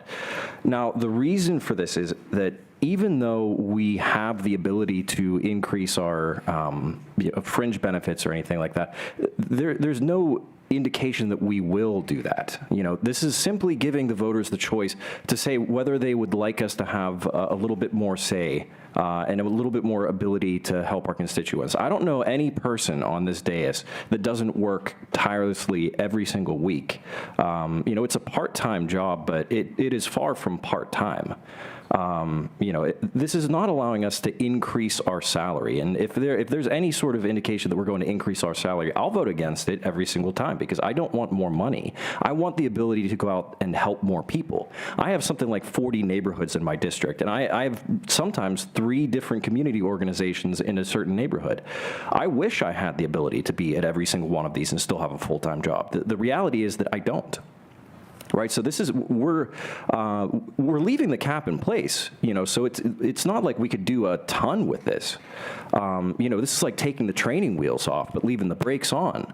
We're not asking for more unsolicited benefits for any reason. We're simply asking the voters if they would like us to remove the restrictions that were put in place by the founders of the charter. When we switched over to a 15-person body, and again, if the voters want to see that, then that's fine. But I find no better litmus test than to allow the voters to make that choice. And of course, the guardrails that are put in place are the fact that we have a restriction on our budget, a cap on the budget. So it's like you're leaving your 16-year-old at home with a quarter tank of gas. They can't go far. So I mean, I just don't understand what the issue is with giving this to the voters to say, do you want more representation on county government? Because I found so many people expect a lot from us, but we are limited by the amount of time and the amount of resources that we are able to deliver for the people of Allegheny County. So thank you. Mr. Chairman? Mr. Grisback's turn. Okay. Thank you very much, Mr. Vice President. I would say that my thoughts very closely echo Councilman Bada's. To answer the question that Councilman Klein asked earlier, the reason for my change of heart on this, frankly, was listening to my constituents. Once I posted on social media, as I often do, right, I do a recap of every single meeting, every single vote that I take. Since I have joined council, I have posted online publicly. And a great part of that, which I would encourage more of my fellow council members to engage in so they can hear better from their constituents, is that you get some phenomenal feedback. And what I heard was a desire for council to continue to be more active, right, to make sure that we were serving as a check and balance on the county executive, to be more active at community events, to be available for constituent services. But simultaneously, what I heard was one of the things that Councilwoman Hallam mentioned was, how is this being introduced basically the day before the county administration chose to take away spousal health care benefits from all county employees, just optically a terrible thing that we did not have full information of when we made this decision. But more so to say that, hey, while I support that overall decision, that overall structure, I don't support you fully lifting this cap off. I like the idea of having a limit on how much Allegheny County Council can spend, even if it's not for the current iteration of council, for all future iterations of council. Because as we discussed, as Councilwoman Hallam delineated in our government reform meeting, we would still have to take another vote, not just on the budget, but actually to lift the cap in county code after we would change the charter if the voters would choose to make that vote. But the reality is that any future county council could raise that bar as high as they possibly want as soon as this is no longer a charter question, right? And so that is what ultimately led to my change of decision. I think that it is absolutely paramount that we serve as a representative government. And frankly, I don't think that I have heard so strongly from my constituents on any particular piece of legislation in one direction as lifting the cap. Again, still in favor of us better serving our community through more resources, more constituent services. However, limited, right? We can't be out of control with that spending. And so that is why I am going to vote in favor of repealing the charter amendment for the cap, but not in favor of Councilman Rose's amendment to get rid of both pieces of legislation, because we still do have a significant amount of money to work with before we hit that 0.4% cap that we could hire staff with. And just to be clear, I want to be fully transparent with this. If anyone makes a motion to only give us benefits and not hire more staff to better serve the people of Allegheny County, I will vote against that. Yes. Mr. Chairman? Okay, go ahead. Again, I'm listening to folks try to find ways to backtrack, to hit the reverse very hard. You know, we said we just knew. We voted a budget in last year that we knew that there were challenges. We, as a result of the budget that we voted for last year, we raised the millage rates for our residents' taxes. So it's not like we didn't know that there was a fiscal challenge. We knew. This isn't. Ooh, whoa! It just happened. It just fell out of the sky. That's crap. Let me read what this ordinance, and I hope all of the folks in the audience ask for a copy of this of Amendment 1 by my fellow member. Third paragraph or second paragraph. Whereas on June 23rd, 2026. Allegheny County Council adopted Bill number 13952-06, which provided for the placement of a referendum question that would amend the Home Rule Charter of Allegheny County to entirely remove all restrictions on the amount of council's own annual operating budgets on the 2026 general election. And whereas also on June 23rd, 2026, Council adopted Bill number 13953-26, which provided for the placement of a referendum question that would amend the charter to entirely remove all restrictions on the members of council receiving county-paid benefits, including health care, insurance, personal staff, district offices, and county cars on the 2026 election ballot. Who's hoodwinking who? Who's BSing who? We knew. It's here. Anybody want to read it? I'll show it. Don't give me that BS. Okay. I want to just make a comment here, if I may. Mr. Walton, you make a lot of good salient points. No argument there. But I will say this. People can change their minds. That's part of the human condition. When the heat gets too hot. Excuse me. My turn to speak now. When the heat gets too hot. I am so excited to see how Councilman Walton votes on this. I cannot tell from his bouncing back and forth where in the world he stands on this. So looking forward to that. But my question is specifically, Councilmember Rose, in introduction of this amendment, made a statement that I just want to clarify what he meant. He said that voting to not eliminate this, like not voting for his amendment to this referendum would be council members lining their pockets with cash. And I'm just wondering, based off of the things that this prohibits, what you think is lining your pockets with cash. Is it health insurance? Is it the pension that we were forced into by a ballot referendum? I don't see anything in here that gives any council members cash in their pockets. So I'm just wondering what that statement was in reference to. It's in reference to the fringe benefits that we are now asking the voters to give us while not asking them for the resources to serve them better. Okay, but again, you said lining council members' pockets with cash. So I'm wondering, which of these benefits do you believe is lining pockets with cash? Oh, Bethany.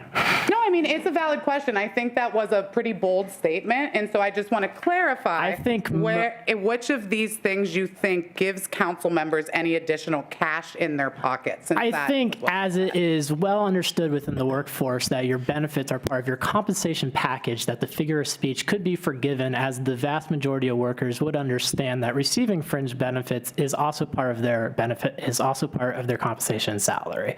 It is receiving a monetary benefit. Okay, so you believe that a council member receiving, or any person receiving health insurance is lining their pockets with cash, asking for that in a compensation package?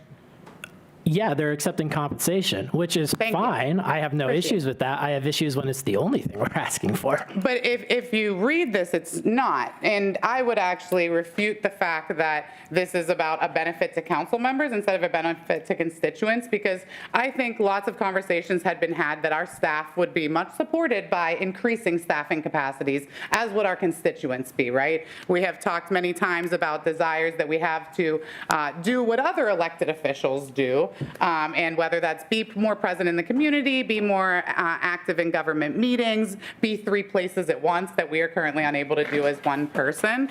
And so I actually believe that the most important, kind of along with what Councilmember Grisbeck said, is if this was a ballot question that just said give council more benefits, I think that's a totally different thing that I would vote no against. But to me, the most crucial part of this is we are currently a 15-member body with 3 full-time staff to help us, in addition to us working full-time jobs. And I really do believe that the staffing component of this question is the most important part.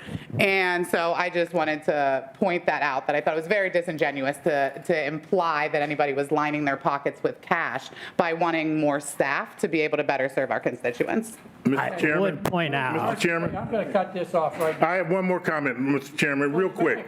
Very quick. Look, in committee meetings where the staff was involved, was in the room, I asked the staff 3 different times, 3 different ways. Was there any work being done that they couldn't get done?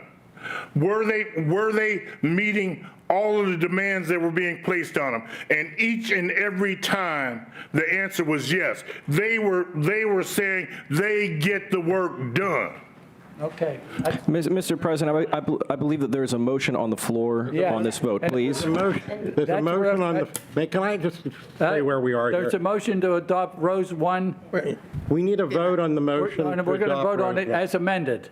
We first have to We're vote. voting on the amendment, so we're voting on the amendment first. We have to vote on I know, John, I'm sorry. All right, Okay, okay, we have to vote on motion Rose 1, that, first of all, that motion to amend. All right, so we need a roll call. Roll call, please. On the motion to adopt Amendment Rose 1, Mr. Adams. Yes. Mr. Botta. No. Mr. Katina. Not with us? He's asleep. Ms. Filiaggi. Yes. Mr. Fatoulis. Yes. Mr. Grisbeck. No. Ms. Hallam. No. Mr. Klein. Yes. Ms. Madonna Emmerling. No.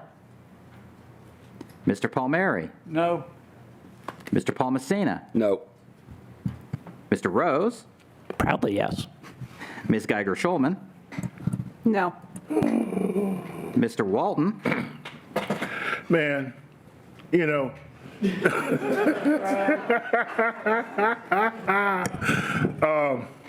Look. That would tie. Oh, either way, it would pass. We were wrong to do what we did. We have to vote, all right? Like, we can't actually talk. Got a yes or no? You make them vote. Yes, no. Hell, it's, the noes have it anyway, but yeah. No. That's a no vote for Mr. Walton, correct? Yeah. Thank you. President Nakaradi Chapkas. I love this, man. Yes.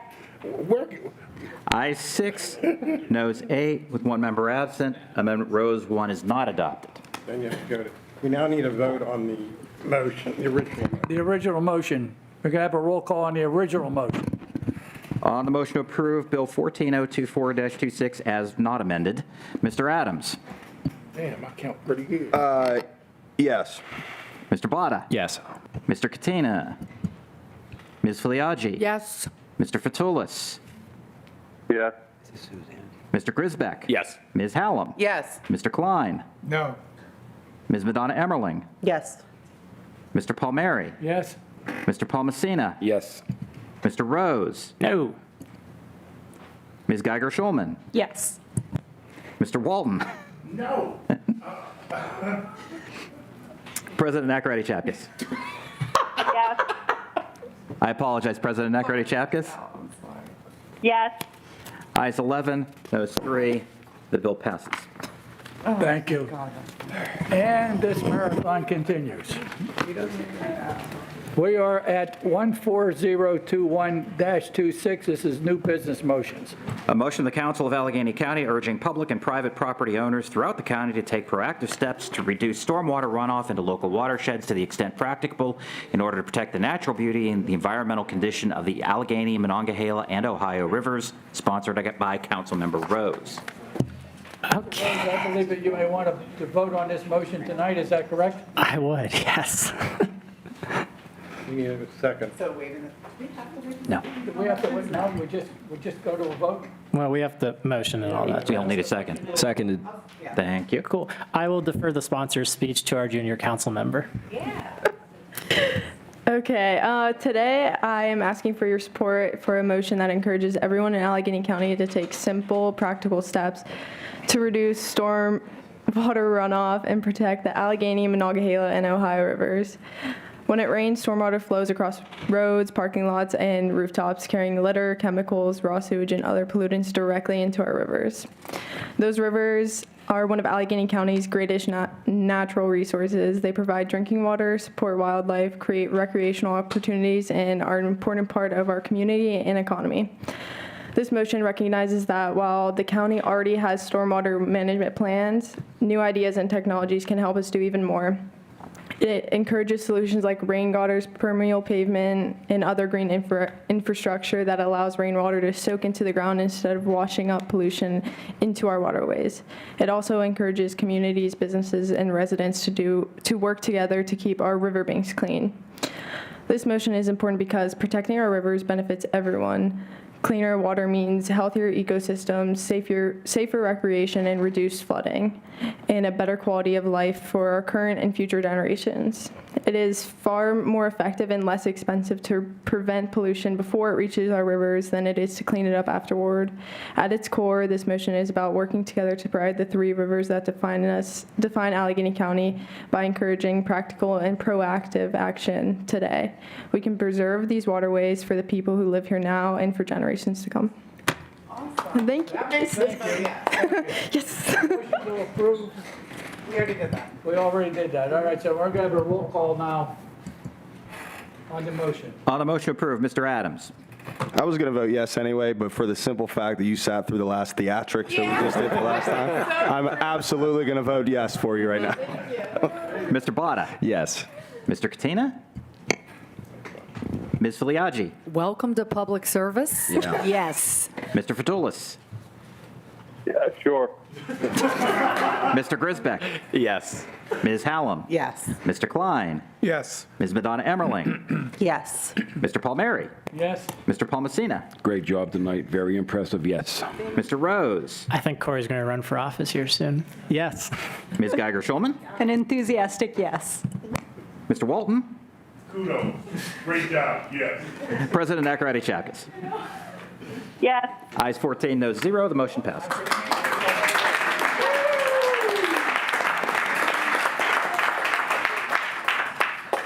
One 14022-26. A motion of the Council of Allegheny County urging the Chief Executive to reevaluate and adjust the chaperone policy for county swimming pools, sponsored by Councilmember Hallam. Vice President Palmieri, I would also like a vote on this tonight. So I guess first I'll do a motion in a second and then discussion and I can speak on it? Yes. Okay, so I would like to move to approve this motion and ask for a second. Second. Discussion? Okay, so just to fill in what this is. So I've heard some feedback from constituents over the past couple weeks regarding the county pool chaperone policy. Okay, so you have to be 15 years old to be a lifeguard at our county pools. But over the past year, without any consultation with council, the chaperone policy was adjusted to make it that you had to be 18 years old to attend our county pools without a chaperone. Because of so many reasons, mainly because I am so sick of hearing everybody complain online about what they think is kids causing trouble when it's really just kids having absolutely nowhere they can go these days. I would like to see the county executive adjust that policy.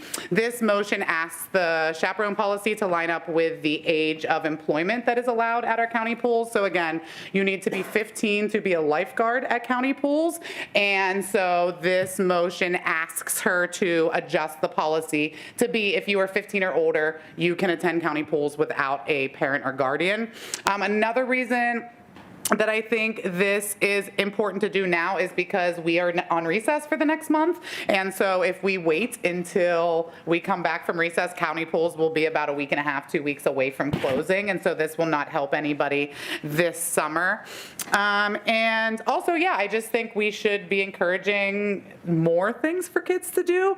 If everybody who's in the audience would just think back to when you were a teenager and be like, all of the things I spent my summer doing, well, I would bet almost none of those are available for kids these days to do. That includes kids in the city, kids in the suburbs, kids all throughout the county. If you are a 17-year-old, you can drive yourself to our county pools, but you cannot go in without your parent being there. Additionally, all other services and activities that are available within our county parks are open to all ages, with the exception of our county pools. So for those reasons, I would ask folks to vote to approve this motion. I will point out this is not an ordinance, this is a motion, so this does not require the chaperone policy to change. It simply asks the county executive to change it. Thank you. I'll answer any questions if anybody has any of that. Councilwoman Hallam, does Mr. Botta need a chaperone when he? Actually, I wanted to see if anybody wanted to add an amendment to ban Councilmember Botta from all county pools. But he came with his noodle. Oh, you brought the noodle. I changed my mind. I'll leave it out. Yeah, okay, you're safe. But yes, I would like to see Councilmember Botta at the county pools this summer, especially the wave pool. Those platforms. Mr. Botta, I believe you have an amendment to offer, but you'll need to seek a waiver of the 48-hour rule first. Would you please make a motion to do so? I'd like to withdraw my amendment, please. Oh, God. Thank you, Councilmember Botta. I did have one question, one point of discussion. As the parent of 3 teenagers, yes, and as a mom who has been at the pool with other unattended children, while I will be a yes and I am in favor for a modification of this policy, I just wanted to point out that the reason that 15-year-olds can lifeguard is because they have gone through advanced training, and they are not the ones drowning in a wave pool. And I think a ratio would be in order, or some sort of ability for teens to come, but in a way that also ensures safe staffing. I think that is a great point. As a former lifeguard myself, I understand that that is a different barrier that people are able to cross. I love being a lifeguard. It was like the coolest job I ever had. But yes, I do think that's a great point, and that's Other why, than this one. Yeah, I would. You too. So we're gonna take a vote on this. Yeah, sure. Vice President Palmieri, can we please take a vote? I need a roll call vote. We're gonna roll call. On the motion. Oh wait, sounds like is Michelle trying to say something?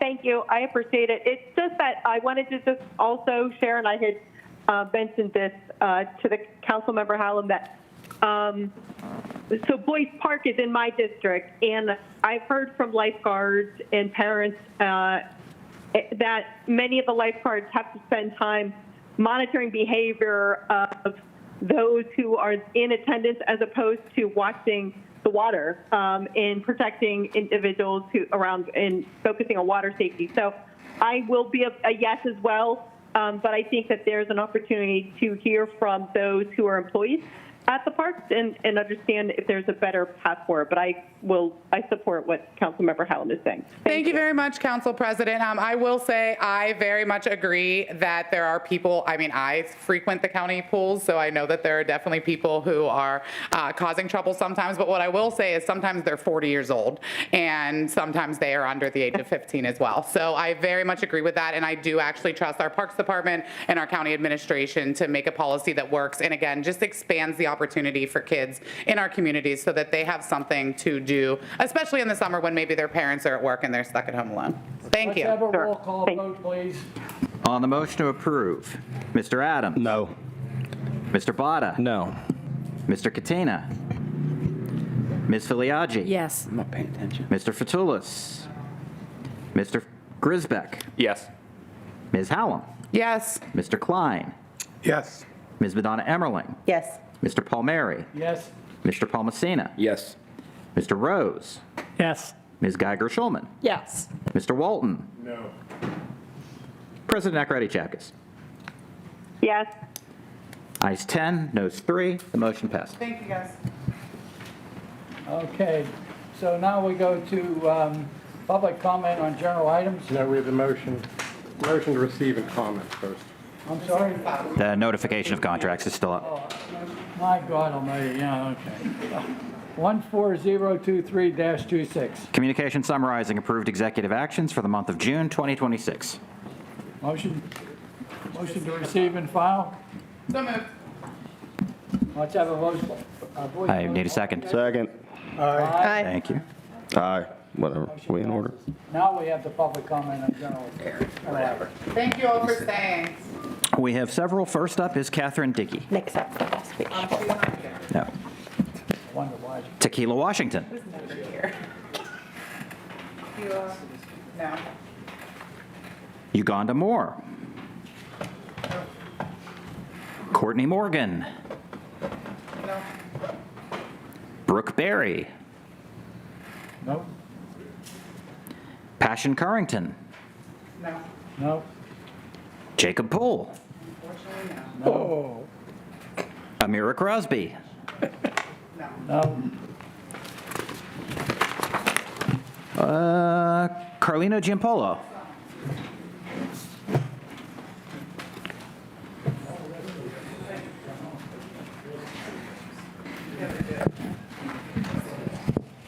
Thank you.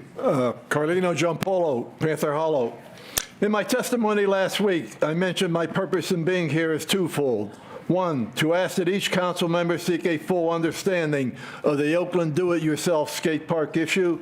And two, to ask that each council member, as private citizens, recommend to Mayor Corey O'Connor that he shut down the skate park.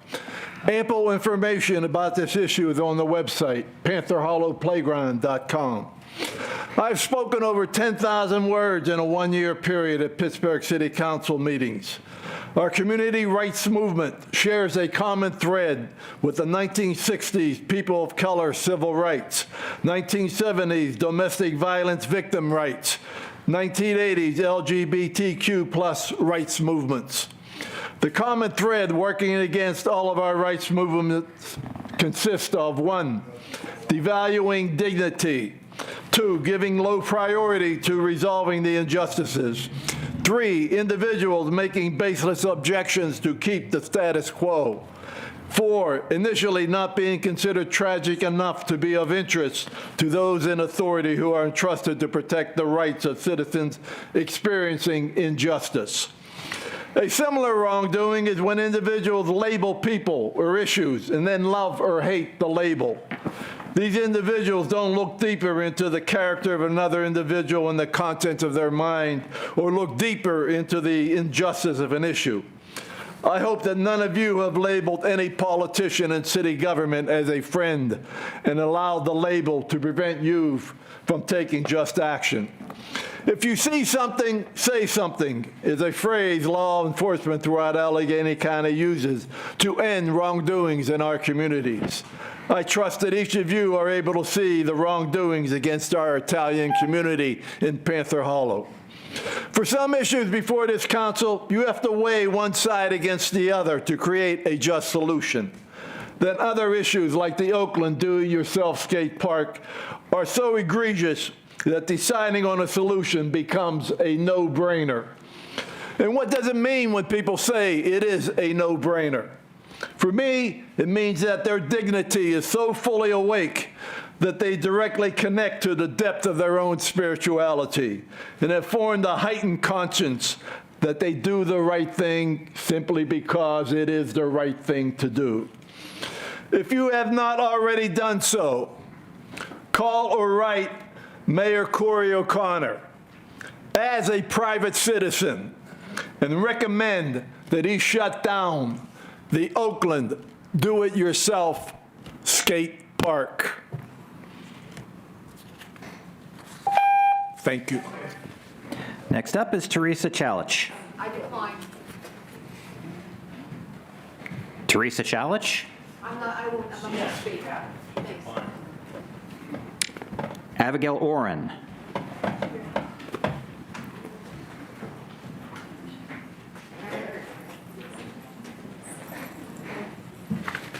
Hi, Council. My name is Abigail Oren. I'm a resident of Swissvale, and August 2024, I had a very cute little boy, my first. I am very privileged to work for a national organization that provided me with paid leave.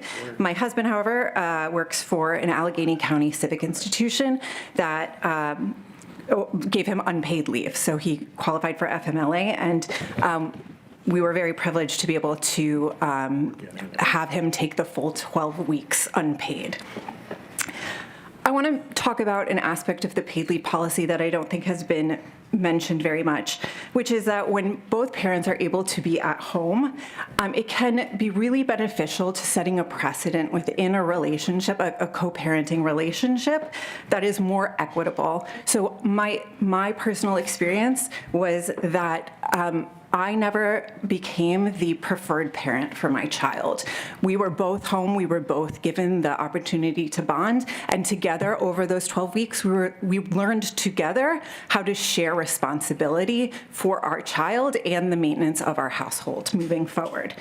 And this is not just my own anecdotal experience, this is borne out in the literature.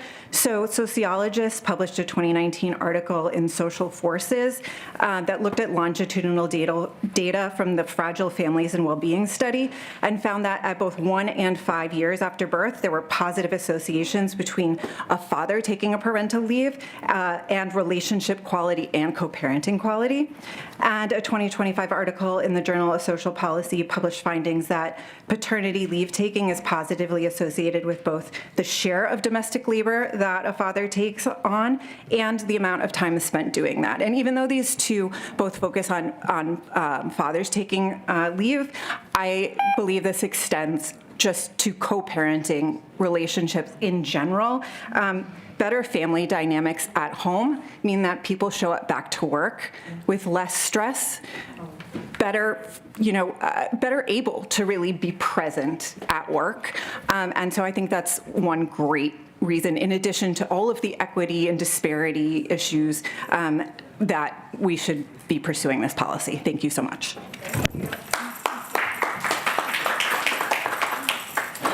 Next up is Madeline Laubscher.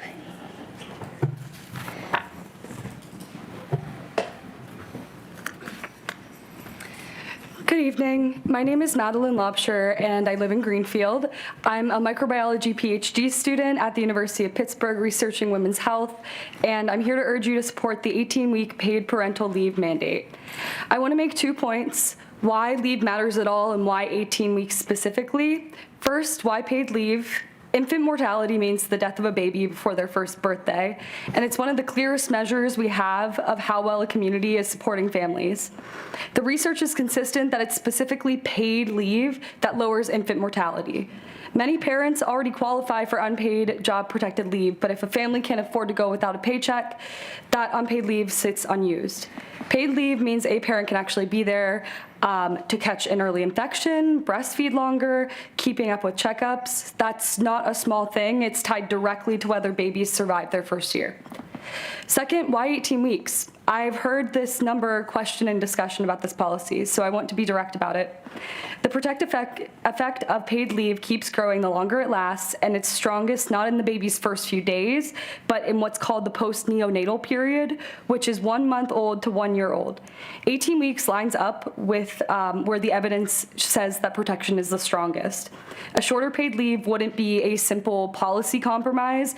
Each additional week saves more infant lives, and conversely, each week of leave taken away will cause more infant deaths. I'd be happy to send anyone here the peer-reviewed studies behind this. But scientists love the city. Pittsburgh is a research hub. People move here, build careers and families here. Because of the caliber of research happening at our universities and hospitals.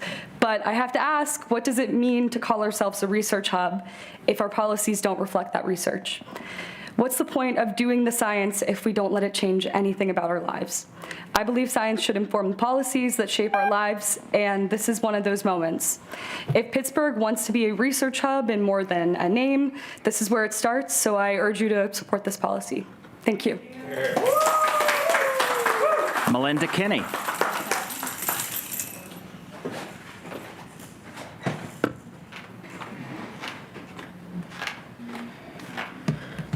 Hello, I'm with 1PA Allegheny County Renters United, and I want to thank you for passing the anti-retaliation bill that you did earlier this year. That's a big step. However, it is far from what we need to continue to do. There's still lots of habitability issues still going on, especially in the NB affordable former properties. I currently have had a pile of garbage sitting in my hallway for over a month. It has been reported over 2 weeks ago to the health department, and they're saying they're coming at the end of the month to look at it. It's already been there, and I had been reporting it to the landlord for a couple weeks before that. There's issues with rodents, with flies, with windows that weren't opening. They finally came and got one of the two that we couldn't get open. They showed up with pest control today with no warning, which is technically against the law. After a couple months of telling, I've had issues with them not telling me about financial issues that were screwed up my system. There's all sorts of people who don't have who haven't had heating or air conditioning or whatever they needed for the weather that they were supposed to have with their leases. They're not being provided, and we're worried about in the coming months as it goes, it will be not provided again, and we just we think that all the properties that are currently under foreclosure should be potentially brought into public ownership, because a lot of them are in need of better, and we need better people running things, and we don't want another slumlord to take over and continue to be another day, another terrible person running things.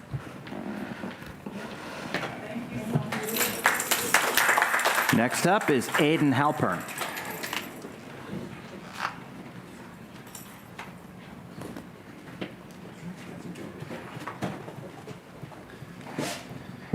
Good morning. Wait, good morning. I wish. Good evening.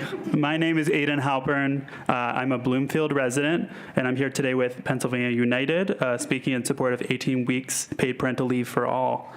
I've had the pleasure of meeting with a bunch of you about this measure individually and spoke at the Board of Health meeting last month.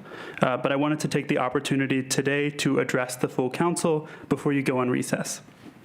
I am part of a generation that is used to hearing no from our political leadership. No to jobs, no to owning a home, no to being paid a living wage, no to debt relief, no to health care, and no to child care. And yet we are a generation that is expected to raise the next generation without any of the protections that we desperately need. As a 27-year-old who might want to be a father someday, I see next to nothing being offered in this county that will support me in fatherhood. In fact, so many of my peers are opting not to have kids because they simply can't afford it. It's wonderful that our county executive will be able to take the paid leave that she needs, and yet so many of the rest of us don't have that option. What concerns me as I read the news coverage and stand before you today is that I am starting to see the no's forming on your lips. I can hear the calls to wait for state or federal decision makers. I can hear you arguing that it's not the bosses, but the workers that should be footing the bill. I can hear you blaming the process rather than wielding your power. But what I read between the lines of those kind of statements is a lack of vision and a lack of leadership. And indeed, your fear of taking an action that will provoke a reaction rather than the seemingly safe path of inaction. But that's where your analysis falls short. Young, working people, we may not have our own chamber of commerce, but we have our voices, we have our votes, and we are organizing more than ever. So if it feels less risky to let us down one more time, to condemn us to not being able to raise our families here in Allegheny County, guess again, we'll still be here. Make no mistake, my generation is used to hearing no from every level of government.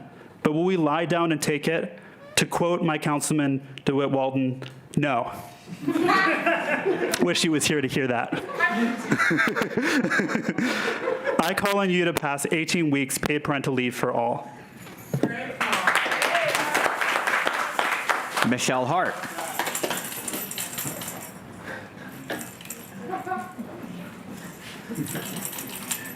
I'm going to tail that out. I get to use my fan for the purposes I intended it to be on now. My name is Michelle Hart. I'm a nurse practitioner at McGee's NICU. A broad coalition of parents, advocates, and McGee union nurses, community members, and elected leaders is calling for paid parental leave for Allegheny County residents to address the infant and maternal health crisis and ensure families can thrive. Working people are struggling with rising costs of living and shouldn't be worried about losing paychecks in order to take time with their family. Clinical studies have proven that paid leave reduces infant and maternal deaths, supports newborn parental bonding, both for birthing and non-birthing parents, increases breastfeeding rates, and improves physical and mental health outcomes for new parents and children. Studies also show that parental leave helps businesses recruit and retain their employees, strengthen local economies. For health and economic security of every working parent in our county, we need paid parental leave now. Allegheny County has the highest rate of infant deaths, preterm births, and low birth weights in the state. Shame. As part of our union contract negotiations advocating to elevate women's and family health of the region, McGee nurses and advanced nurse practitioners have advanced surveys from 1,000 Allegheny County residents, with 85% respondents wanting more paid parental leave. One of the hardest realities I witness in the NICU is the impact of inadequate parental leave. Parents of hospitalized newborns should be focusing on bonding with babies, learning how to care for them, and being present during critical medical moments. Instead, many are forced to worry about losing income, returning to work too soon, or exhausted all of their leave and paid time off before their babies even go home. Some of our babies are in their NICU for weeks, months, sometimes even up to a year or more. I have watched parents leave their newborn's bedside in tears because they could not afford to miss another shift at work. No family should have to choose before caring for their child or paying their bills. Parental leave is also critical for addressing the crisis in nursing, a majority of women profession, because studies prove that policy can help recruit and retain employees. Pennsylvania has 20,000 unfilled nursing positions, the worst in the nation. 14 states and Washington, D.C. have passed paid parental leave, and Pennsylvania is the only state in northeast of the country without such programs. But the vast majority of Allegheny County residents lack adequate paid parental leave. Studies show that parental leave would help recruit and retain employees, which is good for businesses and strengthens our economy overall. There are affordable options for small businesses like parental leave insurance, which could allow low employed areas to have a few $1,000s a year to help support those employees. Go before the red button. Veronica Wanamaker.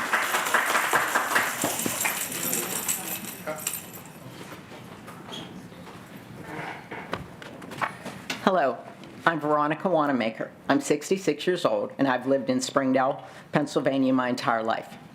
I'm here today to talk to you about electrical usage and how the proposed data center will adversely affect myself, my neighbors in Springdale Borough, Township, Cheswick, and Harmer, etc. Some of my information today comes from the AARP magazine article dated July 2026. Springdale is an elderly community with many people on fixed incomes. The graduating class of Springdale High School was 50 individuals. Walking my dog every day, I see many houses without central air conditioning. The effects of heat on individuals start at the age 50. Our bodies become less efficient at cooling ourselves. We feel less thirsty and become dehydrated more quickly. Medications like blood pressure pills, conditions like asthma, diabetes, and kidney disease affect our body's ability to cope with extreme temperatures. Our electricity grid is an aging infrastructure. What happens when a data center competes with the electrical needs of our home, medical devices, i.e. oxygen machines, CPAP machines, stair lifts, to name a few? What about charging a cell phone in an emergency? There will be brown and blackouts. We've already seen a 10% increase in our electricity bills. Imagine the increases once supply and demand takes place. Earlier, I mentioned individuals living on fixed incomes. Which I am one, extreme heat exposure affects one's ability to think clearly. How could this affect myself or my neighbor's inability to not turn on an AC due to a decreased brain acuity, astronomical electric bills, stop taking my medication, or eat to pay that bill? Any of these situations can and do kill. These are some of the reasons I believe a data center in Springdale is a horrific thing. Thank you for your time. Martin Garrigan.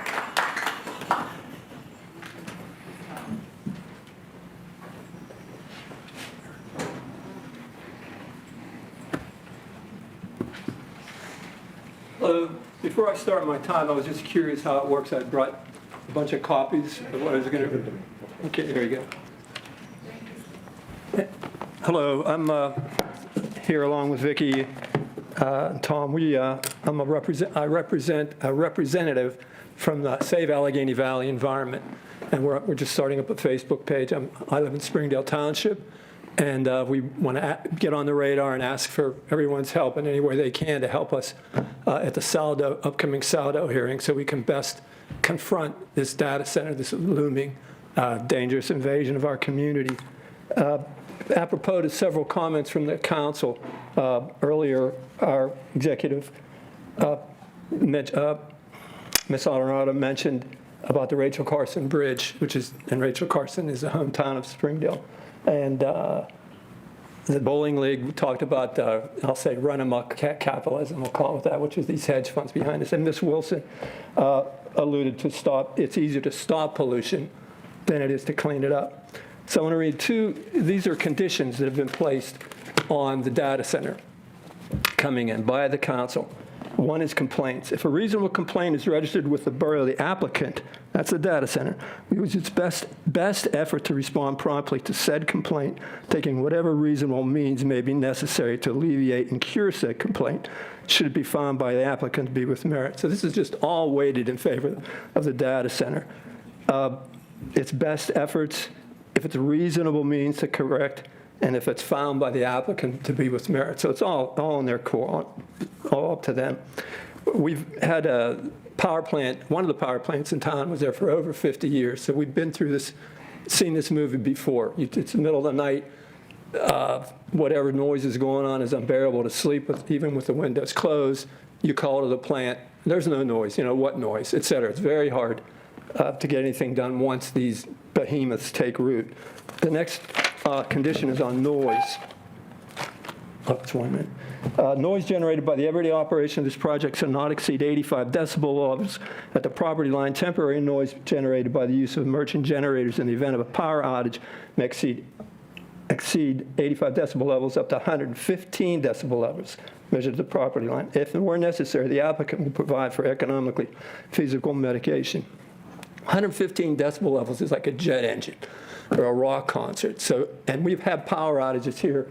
Everybody's experienced them for 3-5 days. So imagine 124 generators, each the size of a school bus, going constantly. They also have to be tested all the time, so they're being run during business hours. I want to jump on to something else, please. We've asked for council's help to help us stay in touch or be appraised of the different meetings that we might attend to voice our opinions. And February 24th, the borough was notified that there's going to be a remediation. And there's a 30-day period after which the community can be involved. We never heard anything from the borough. So many things are being done in the dark here. So we ask for all of your help to please assist us to ask the borough to keep us informed of how we might best voice our opinions. Thank you. You're welcome. Mary Pat Donegan.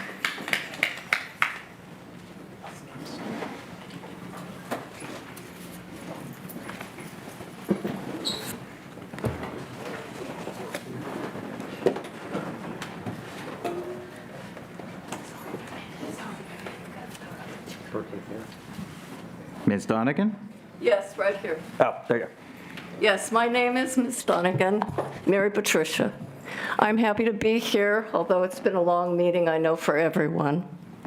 I'm here on behalf of my Belfield residents in North Oakland, and also because of Renters United, Allegheny County. And many of us joined this group to lobby you to pass an ordinance, which I'm very proud of all of you for passing, which was the anti-retaliation. My building is a HUD building, and it's one of the NB affordable buildings that's now in foreclosure. And so many of the seniors in my apartment building, and some people with long-term disabilities as well, they're afraid of speaking up. And they're afraid that their lease won't be continued or they'll be evicted. And in fact, I was threatened with eviction for speaking up. But thank you for your ordinance, because now I have a new lease and I can stay there for a while. I've been there for 10 years now. So, but the next thing is when people are living in a condition that they don't want to move. It's difficult to move at my age, and but if you have bed bugs and rodents and mold in your apartment, and you keep asking for repairs, and it doesn't happen, and you call the health department, and there's so little that they can do.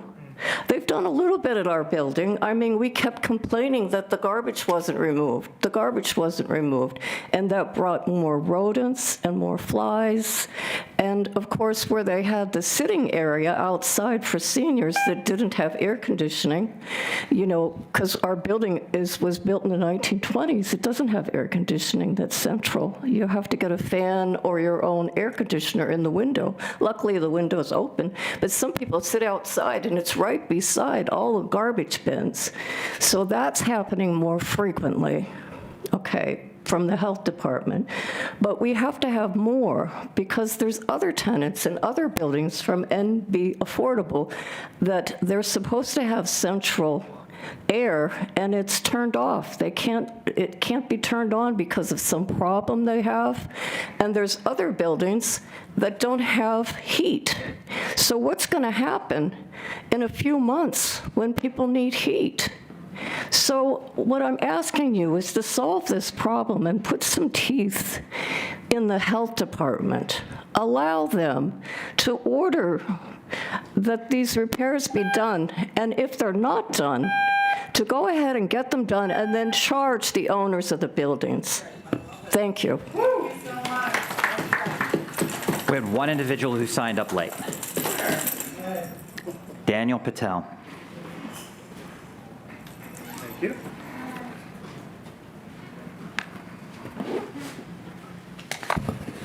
My name is Dan Patel. I've lived in a house in Bloomfield down by the pool for almost 6 years. I initially moved to Pittsburgh shortly before the pandemic to live in a city where I could hope to live comfortably while starting a career as a social worker. I stuck around. Now I'm 30, have a partner of 4 years, and I'm considering starting a family while also working as a mental health therapist in my own neighborhood. With paid parental leave, you have the chance to do something truly impactful. The postpartum window is such an important window for making sure children and parents have the conditions they need to thrive. In the first year of life, babies form an average of 1 million neural connections every second. It is downright amazing, and yet we so often deny that miracle of a human life by saying that the only ones who deserve the supportive environment that every baby needs are the ones born to parents wealthy enough to just go without a paycheck for months. Periods of neglect, malnutrition, or maltreatment that can arise out of parental poverty and stress in this window can lead to a lifetime of downstream effects on a person's ability to thrive in community. It's also a crucial window for the parents. You've already heard the science tonight. But we have a deeply shameful maternal health crisis, and especially for Black mothers. And every day that we let it go on is a disgrace. This policy would give our mothers what they all deserve, time to be with their children and take care of themselves in this crucial period, rather than being forced, as so many are now, to return to work, often just short days after giving birth. This policy is also simply a clear choice for this community, where deaths have outpaced births for decades. So many people in my generation are not deciding between having 2 kids or 4 kids. They're trying to figure out whether they can afford to have children at all. We should want to make our community a great place to raise a family. I would love to see more families raising children in Bloomfield, but there's really just not that many. And if that doesn't change, Allegheny County will feel the impact of that for decades to come. Building a data center is not going to make it easier for anyone to have children. Passing this policy would help our friends and neighbors have the children they want to have here, and it would make our city more attractive as a place to move to start a family, not a place to move from. Lastly, as a mental health professional, I want to encourage you all to add to this policy a period of paid leave for parents who have suffered a miscarriage, to give parents the needed time to grieve their baby and the future they were working towards, and then return to the workforce more ready and having received support from our community. With this policy, we have a precious opportunity to make our county one that cares about all of its people, especially our poorer neighbors and our Black mothers. To all the members of the council, and particularly to DeWitt Walton's chair, as your constituent, I urge you to not waste this. Thank you. Enjoy your recess. Amen. Everything, all right? I need a motion to adjourn. So moved. All in favor? Aye. Meeting's adjourned. Now shut it off.